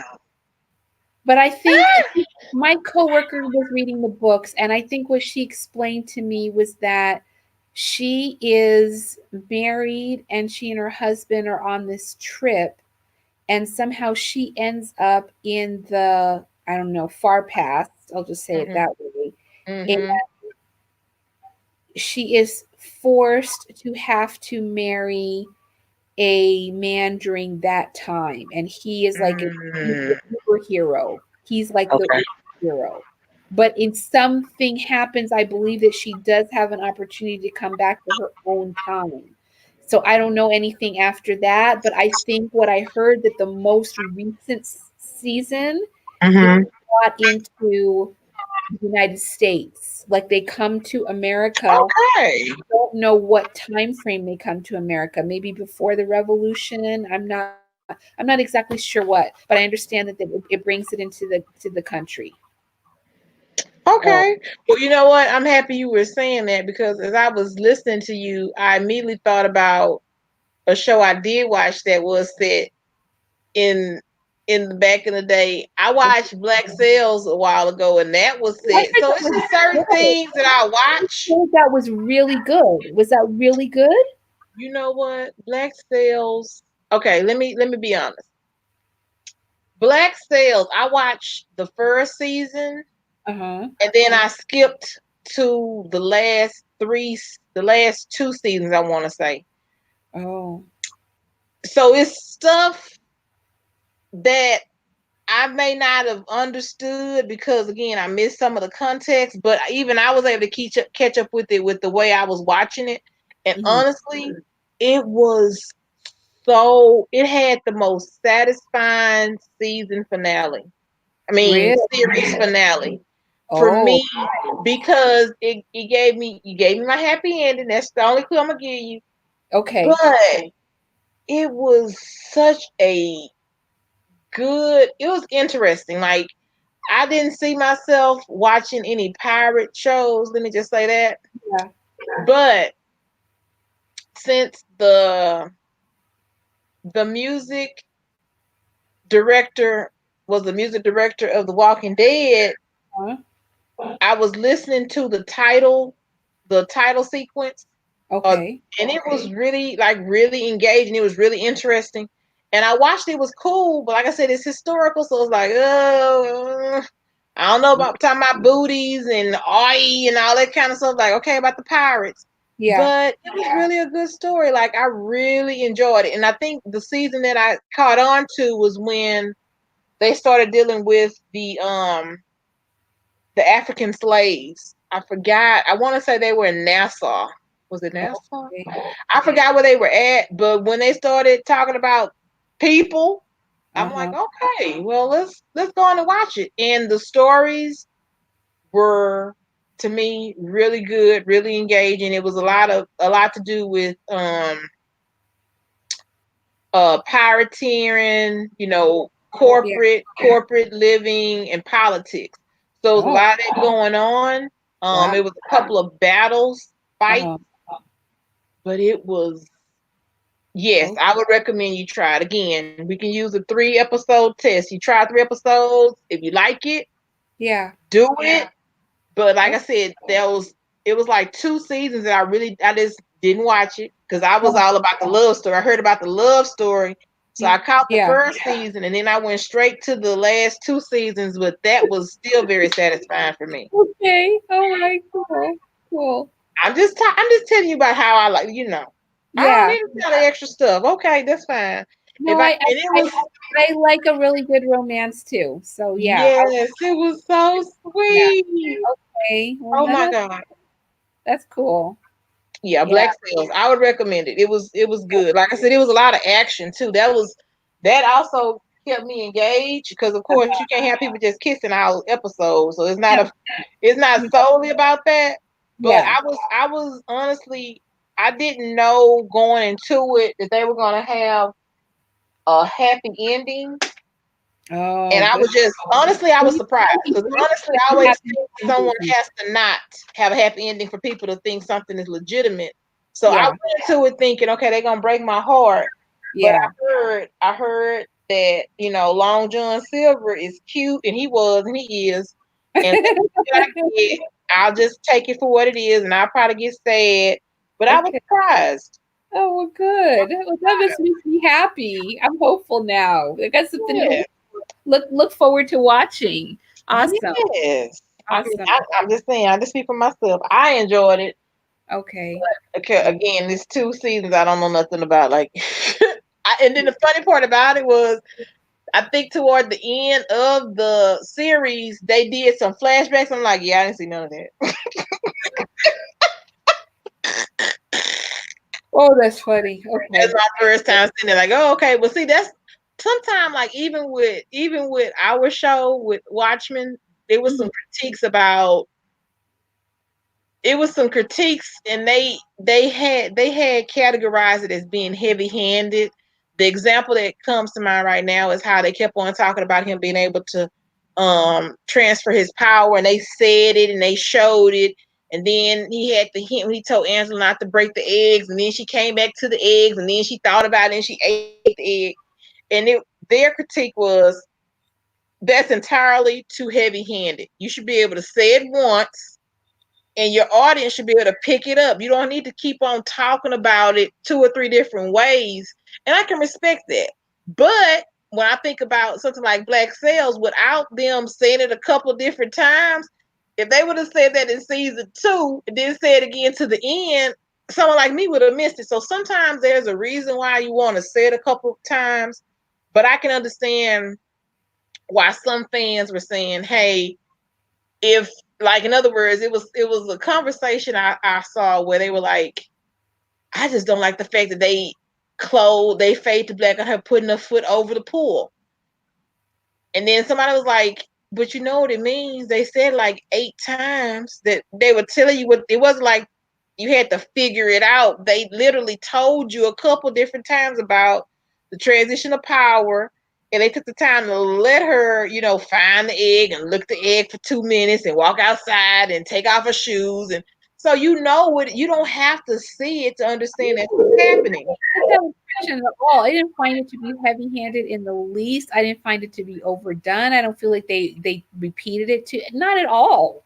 And I'm coming at it as somebody who didn't know anything about that. I think if Right, you have the background because you already knew that, that's why it was heavy-handed to you. right, I don't right. think it was for those of us who didn't have that background. Well, I sort of agree with them in the sense because I don't know if the word is heavy handed, but you don't need to tell me 3 different times. So in other words, their critique was the point where you have the date scene and he tells her about it and he creates the egg and she puts the egg in the drink and he's telling her, yeah, I think I can transfer my power. And then you come back and then he tells her not to break the eggs. He's confused when he, transitions into his body. And all he remembers is he needs to make eggs because he's hungry. He needs to make, waffles because he's hungry or whatever, and he tells her not to break the eggs or be careful of the eggs. But then she got frustrated with him and broke the eggs, and then she comes back and finds one egg. They just felt, hey, you have to do But, all that. but Just say why? it the one time and be done with it. But no, because it was not about the power at that point. The first time with the scene in when they're meeting, and he tells her, yeah, here's an example, and shows the egg, puts the egg in the beer and drinks it. That is the one time. The thing Right, with the eggs coming out of the freezer, and he says, "Watch the eggs." That's not about that at all. He's just telling her, I'm moving eggs and you're about to walk in the way. And Right. she like slams him down because she's like, what the heck are you making food for when we're about to get killed? Attack. That's all Mm-hmm. that's about. If someone Right. wants to read that other stuff into it, fine, but that's not what that was about. And then at the very end, when she's sitting with the grandfather, I up to now, I have tried to listen to that part over and over again. I can't understand what the grandfather says to her in the theater about the eggs. I can't understand that. He But just said you have to break eggs to make an omelet. So in other words, you may not like how you get to a point, but the end result, just basically the end is justifying the means again. Because he said you have to break eggs to make an omelet. So that's sort of an overarching theme. In the reality of life, sometimes we try to justify things with saying, okay, it'll be okay because of what the result of what we do is, and that's not always true or fair or even practical. But like I said, when I was watching it, I have to be mindful that I'm such a fangirl that no, I didn't think it was heavy handed when I was watching it, but when they mentioned it to me in the podcast, I'm like, you know what? You really didn't have to say that. You didn't have to do that. So well, I sort of agree, like you didn't have to do that, but I I'm get going to say, as a person who only watched the show and didn't listen to other people talk about stuff on podcasts, right. don't have a background from comics or movies, it It was was totally fine. okay. Okay. It So was, that's fair. Like I said, when they said, I'm like, yeah, you don't have to, because that was one thing that I really initially liked about the show. Like we were talking about the Squid Ring. You're not going into these great these, they call it expounding dumps, where you're just talking about stuff for people to get everyone caught up. You just let it be what it is, and you'll naturally get more understanding as the story progresses. And I thought that was very mature of them. So it was certain things like, again, I go back to the Squid Rain. You don't have to explain it. Just let it be what it is, and we're gonna come to it eventually. But specifically about the transition of power, they did mention it a couple of times. I did. I thought it was weird that you only had one egg. So again, I naturally, as soon as I saw that one egg, I'm like, okay, there you go. But then to have her walk outside, eat the egg, and put her foot over the pond, like I said, I can understand why they say, hey, you didn't have to do all that. They could have literally ended the show with her finding the egg, but they equally could have done what they did, allow her to eat the egg, so she's making a cognizant decision and eating the egg. She's going to take on the whatever powers he transferred. So I get what you're saying, but I also get what they're saying. I just, like I said, initially, that's the one example that they gave about it. mm-hmm. I thought a lot of their storytelling was adult. They weren't saying stuff 3 and 4 times. That one, when they said, I'm like, okay, I can see y'all saying that. And that was, again, that was a critique of it. But I mean, without them saying that, I didn't have a problem with it. Let me just say that it was fine. And even with them saying it, I'm like, I can see it. That doesn't mean I didn't like it. Like, okay, cool. You didn't Yeah, have to say it, but you said that's fine. Your I choice. think it was totally fine. It was not in any way overdone to me or Right, repetitive. It was fine. It was right, perfectly fine. I don't even really see the need to have done it in a different way. I think it was right, just fine the way it was. right, No complaint there. I think right. that's splitting hairs, I think. And it is. It definitely can be splitting hairs, but that's why I like these kind of conversations, because I find myself being in the seat of a fangirl. When I'm liking something, I'm liking it. Like, this is all good. But I'm also aware that there are things that I'm not thinking about because I'm too busy. She just ate the egg. Oh my God, she ate the egg. I'm there with it. And they're like, why did you say that 2 times? So I like the perspective of someone else being able to pull back from the emotions of the show to talk about it. But me left without a podcast, or those kind of thoughts, my initial thought is, oh, this is such an awesome, look at how this show ended. This is beautiful. This is perfect. Not perfect like a 10, but let's say 9.5. I don't know what's wrong with it right now, but I'm sure someone will tell me and I'll see if I agree or not. So that's why I try to put myself in a position of being able to listen to the critiques, and I have no choice but to judge them against, how I felt about it. But initially upon watching it, yeah, I didn't really have a problem with it. But when I heard him like, yeah, they didn't necessarily have to do that, because what was the purpose of him trying to make the eggs and her breaking the eggs and then her finding the eggs and then, so again, I could see it. It's that's just overdone for me. That's just so totally overdone. I mean, that is literally picking things apart ridiculously, and that's why Right, that kind of stuff just starts to bug me because it's right, like, you know what? Not everything has to be critiqued to death. You know, right, they were family. They were living in a house. The issue of eggs is going to come up as right, just a part of the whole story, not necessarily referencing just that thing. So it right, doesn't mean that, it doesn't mean, it's just like it doesn't mean that every time this thing is brought up, it's about that thing. It's right, not. right, The man wanted to cook, and so he was cooking. And the eggs came up that reason why. right. Seemed to me like I thought in when the grandfather did say something to her in the theater, he said something about two eggs. That's what I thought I heard was two eggs. And so Mhm, when he opened and just saw the one, I was a little confused because I expected to see two eggs, but mhm. I couldn't. I replayed it a couple times, and I still could not understand the full words that he was using at that time. Right, I couldn't right, understand it, and I didn't have the benefit of being able to put closed captioning on so that I could read it.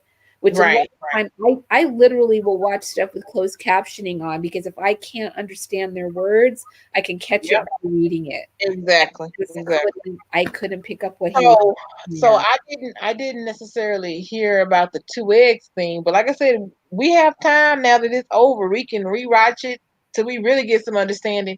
I just remember him saying about you have to break eggs to make an omelet, and um, about scars. You need air to heal wounds.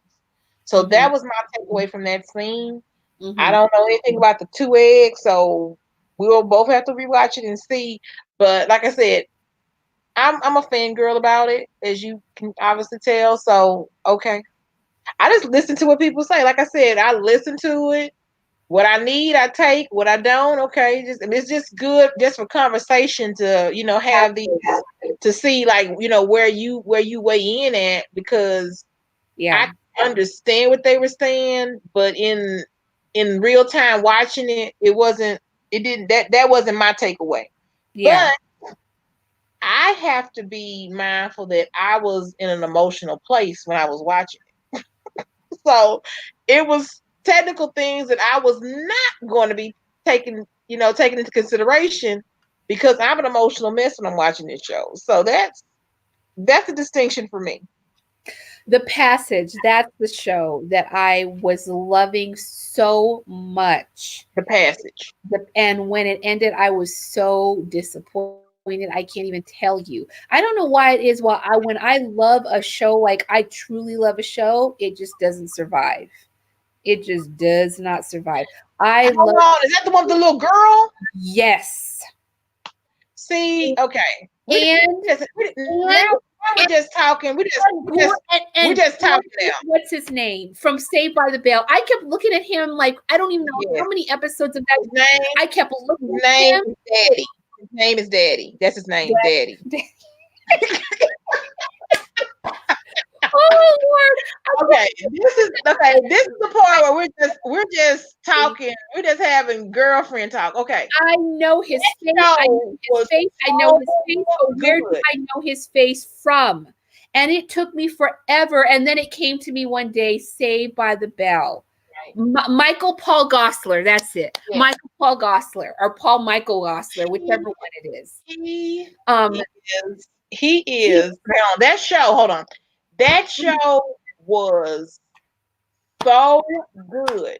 But I admit, there's this little thing, I'm gonna call it a proclivity at this point, because I don't know why I do this.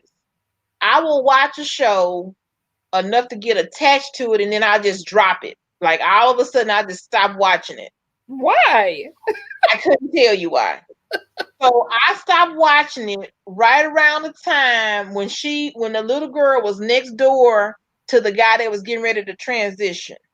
So when she had that little black quarterback or whatever he was next Yeah. door, I Yeah. stopped watching it. I couldn't tell you honestly what I believe I did was I felt some people that I love were going to get hurt, and I just backed away from it. That's what I believe I did because Oh, it started getting a little bit more intense each episode at that point, and it was like, okay, yeah.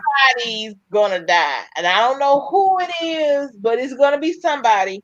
I And then see. I sort of felt justified because when it was over, they said they weren't picking it back up. So I'm like, see, I stopped just in time. So hurt. I was so Tag, hurt. but So that actually, hurt. honestly, I had told like 3 people at work to watch it. So that's how crazy I am. I'm telling them to watch, and I sort of stopped. Me too. But I I was will. telling people to watch it too because I thought her acting was so She amazing. was amazing. That girl can act so well. The same with little Angela. I Oh, like honestly, okay. When we did the podcast about episode 8, my intention, we started just girlfriend talking at some point, but I had certain topics that I wanted to say, and one of the topics was I was gonna my plan was to get the girl's name and say we save her at all costs. Like that little girl, wherever she go, we follow her. She's our girl mhm, because that little girl was too darling and she did such a good job. And the same with the passage. Yes, ma'am. mhm. Great acting. Oh my. The chemistry between them, usually when they say chemistry, I don't always like understand it. Like, I don't know. To me, it just, the show flows a certain way and it just is what it is. I But love with that. them, I I love really see how them being like a legitimate um pseudo family, you yeah, know. yeah. And when they were talking about, when I've heard about chemistry with actors, I'm like, yeah, I don't, because in the fandom, quote unquote, sometimes they would say like for people that used to hate on Rishon, I would hear Mhm. people say there's no chemistry with them, and I never could understand it because I'm like, they look good together, they act well. What do you mean? But when I saw the package, I finally like click like, look at that. I know this is Zach Morris, but this little girl has convinced me that he's this mercenary type dude that's taking care of her. Like, Yep, yep, yep. and that's sort of when I had like, okay, that's an example because again, a lot of time, depending on where you fall on liking a show or disliking a show, you will use that as justification for why you don't like it. Oh, they don't have chemistry. Oh, da, da, da, da, da. And Yeah. again, sometimes if I'm liking a show, what do you mean? I thought they were acting well together. What do you mean? But Yes. Passage, awesome show. Loved Have it. not finished it, but what we're talking about now is things to get caught up on. So yes, that. But okay, since you're caught up on, I'm Sad gonna say thing about I can just tell you what the way they wrapped Passage up was so yes. disappointing because they couldn't, I guess they felt like they just couldn't leave it to see like maybe somebody might resurrect the show Uh-huh. somewhere else. So they just went ahead and did a weird wrap up to it. And it was like, That's what the see, it's That's such why a that's why I disappointment. talked to you, Lynette, because that's It what was that's such all a about. Honestly, disappointment. when I heard that it was canceled, that was my next fear. First, my fear was someone gonna die and be upset. And then the second fear, again, after I heard it canceled, I'm like, how did they wrap that up? Did they wrap it up where it's gonna look like a cliffhanger? I'm never gonna get my answer without fan fiction, or was it gonna be like microwave closing? Like, let's do this fast, put it in the microwave, a minute later it's done. That's So exactly thank it you. was so wrong. It It was wasn't, so it wrong. wasn't as It satisfying. just But was it ruined okay though? ruined it, ruined it, ruined it. I Oh, just maybe I shouldn't feel disappointed, it then. disappointed, so Okay. Okay. disappointed. That bummed me out. I love Okay. that show so much. I mean, I could go back and just watch episodes of it because it was so good and just ignore that stupid ending because I loved it. It was so good. It was so good, and her Her acting was so amazing. Their relationship, their chemistry, as you say, was so powerful and so believable and Right. translated so well on camera. It just Good.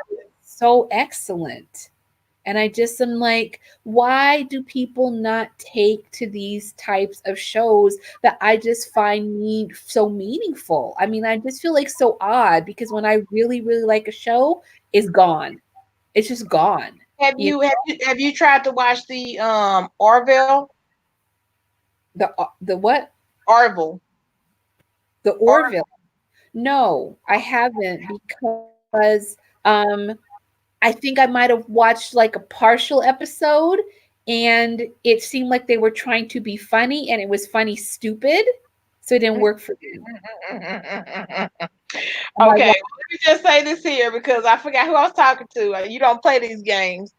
Now, we just established that I don't have the Star Trek um background.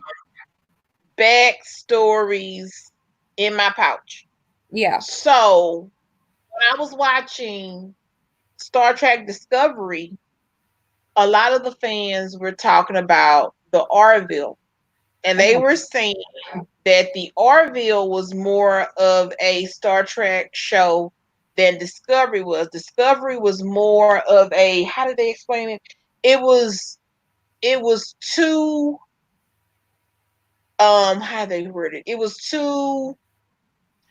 too action focused, where the Orville was had action, it had humor, it had, backstories, and that was more to the tradition of, is it Rottenberry or Yeah, whomever the original, maker was. So I, Roddenberry.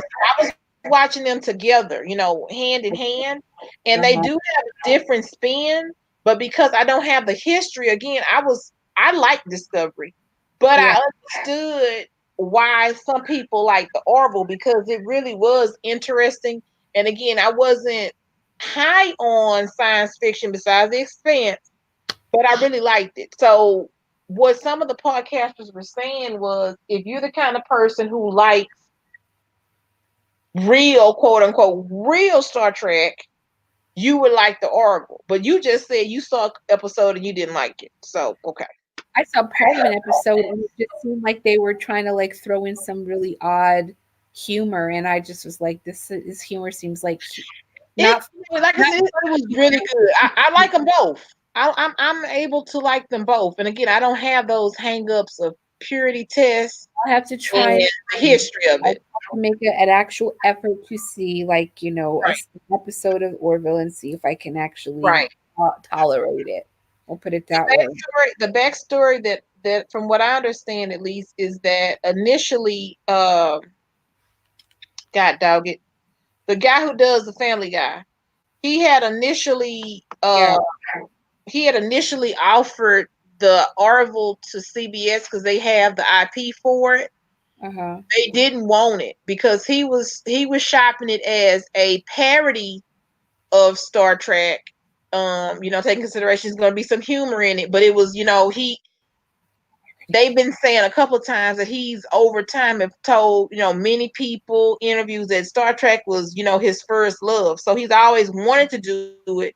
He finally got a treatment for it and put it out there, but CBS wasn't interested, like they didn't want it. So that's when he went to Fox with it, and Fox, of course, gave him an opportunity. Hey, we'll give you a little bit of this and that. But when they actually released the product, it seemed, again, I'm going by podcast, so it's its own little world, and there's no statistic behind it. But it seemed like most of the people that were liking Discovery, like me, were it was more geared to newer fans or no fans at all, like myself. But everyone who was a Generations fan, a TRG, is it original? Whatever, the original Star Trek with Shatner, they liked the Orville more. But like I said, since they came out at the same time, I was watching them, in tandem. I didn't have a problem with either one. It was just a different feel. When I was watching Discovery, it was more action. and drama and that so on and so forth. And when I was watching the Orville, I could have a funny episode. I could have an episode that was about time travel. I could have an episode about, good fashion, the politics of it all. Mm-hmm. So for people that are fans, I would recommend they watch just to see. For me, I like them both. Okay. But, you know, you don't play those games, so they try to be too goofy. I know you're gonna shut it down. Yeah. No, not a Just problem.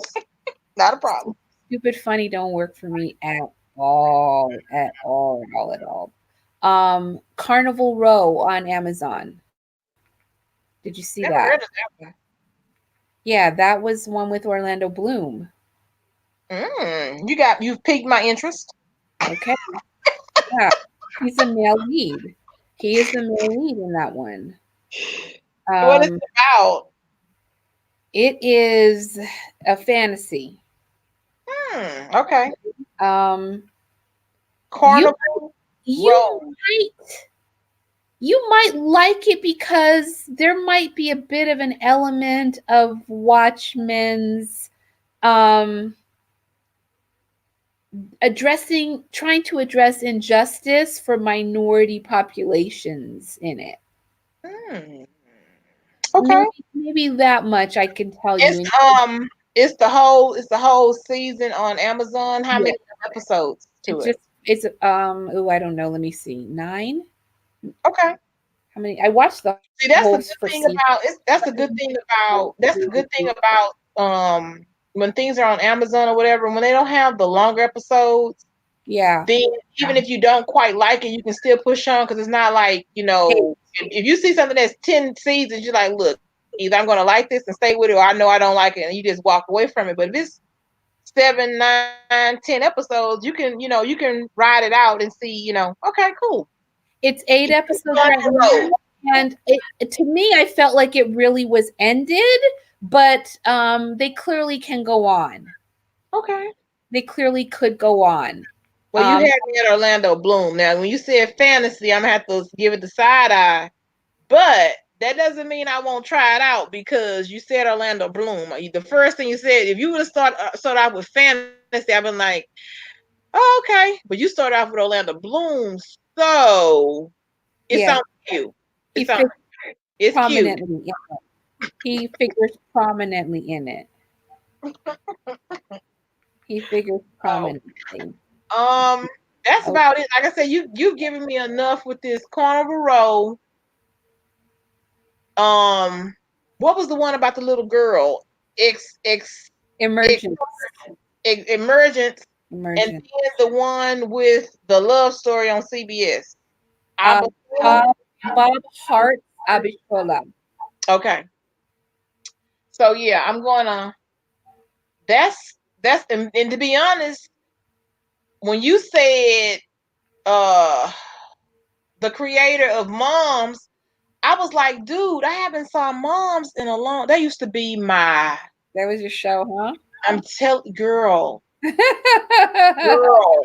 because it was so genuinely funny. Like that mom and that daughter. Oh my god! And I couldn't tell. I'm assuming the last time I saw it would have been probably at the beginning of this year. So I'm assuming maybe 5 or 6 episodes, maybe more, depending on if Uh-huh. it started back in the fall, like it probably did. But I told I'll watch a show until I run out, then I'll stop thinking about it. You just reminded me of Mom. So when I get to Bob Hart, I can go back to Mom too. That's 2 for 1 right there because you didn't even mention Moms. But when you said Chuck Lorre, I think Yeah. that dude, Everything he I touches. love I love me some Moms. Yeah. Okay, or is it Yeah. Mom? I love me some Mom. Mom. Yeah. That is so free. And the funny And part about that show was it's there was a storyline that was sad and it was just so free. I was crying and laughing with like a 1 minute turnaround. Like wow. that show is so good to me. Like I can watch that. I can watch it.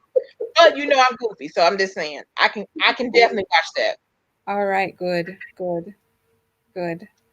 Well, So if that's it, we'll have to catch up on something else when there's something else to catch up with. If you want to talk about Expanse when you get to this most recent season, okay, I'll be up on it because I already binged it. But if we're gonna do it, I'm gonna actually do the right thing and not try to watch 3 episodes at night, 3 in the day, and then 3 the next night and finish oh, it like I did. oh I'll my actually try to be more of a responsible viewer, so we can. I won't have to ask you 5 questions like Zanette. What happened? Why did they do that? I don't know. Cause I really do love this show though. But like I said, if you want to do Expanse, we can do Expanse whenever you get caught up to it, and that'll give me opportunity to stop my binging nonsense because I did knock it out in 5 from Friday to today Sunday. I finished it. wow. Okay. I will. I'm not proud of it, but I'm just telling you my truth. I will find my way through the next 2 seasons of Expanse so that I'm Okay. caught up. Yeah, yeah, Okay. because I watched the first two, or I think I'm at the somewhere around the end of the second, I believe. I think that's Right. where I'm at. And so I'm about ready to start on the third, I And think. honestly, I think when they had the fans boycotted for Amazon to pick it up. This Oh, last season is 10 episodes, but I want to, and I could be wrong. I want to say up into season 4, it's like 15 or so episodes. So this season with Amazon is shorter, but I knocked it out over this weekend. That's my point. And to be very honest, the main reason why I was on my mind was when I had um put out that question on Facebook about the Watchmen. The first reply was, I just got through watching Expanse. And he was like, and I was like, dude, that was quick. And he was like, it's that good. And I had a free weekend. So I go talking about him, and I did the same thing. So oh gosh. the good thing about it is now that I know, the scape of things, I mean the landscape of things, because my fear is always, is one of my people gonna die? Oh. Now that I know what's going to happen, I can rewatch it gently and Mm-hmm. pay more close attention because I'm only concerned with my core people being all right. So I'm I always I afraid think I something's going to think happen. really clear to me that Walking Dead has really harmed you that way. It has. It It really has. really has because I never know what they're going Walking Dead is the first show that has ever just killed off main characters like willy nilly. to do. Right. It never happened before this show, and so it has It really has like scarred me. I'm taken me to scarred. the core clearly. I am scarred. I am scarred. So just text me whenever you're ready, and I'll start over again. That way, it's fresh to me by then. But I'm gonna get in some kind of trouble. You give me like 3 or 4 names, and so that's good enough for me. Okay, cool. You be good and have a good night. Till next time. All right, dear. You too. Great All talking right, with you. Real fun. I will too. All right. Oh, I'm gonna reach out to Carol and even Shanae and Yes. see if they want to come back. So if you want to come, I love this show enough to talk about it almost every day. You understand? Yeah. So you may get a random text saying, "Do you want to talk about it?" Like, don't roll y'all and say, "Didn't we just do that?" It may be them. I may just be quiet while I listen to other people talk. Because you already said what you needed to say. Yeah. But I have when Kara wasn't available, I think Shanae says it was something going on with Shanae too. And then it was 2 guys that I was trying to invite just to have a robust conversation. So Mhm. if any of them reply, you're gonna get a text. You Okay. just expect it. Alrighty. All right. All right. Okay. Night.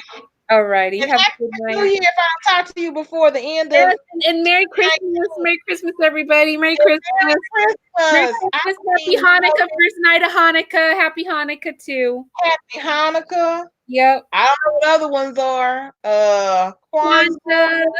Kwanzaa's next after Guess we can say Christmas. happy holiday without offending people. Just There you go.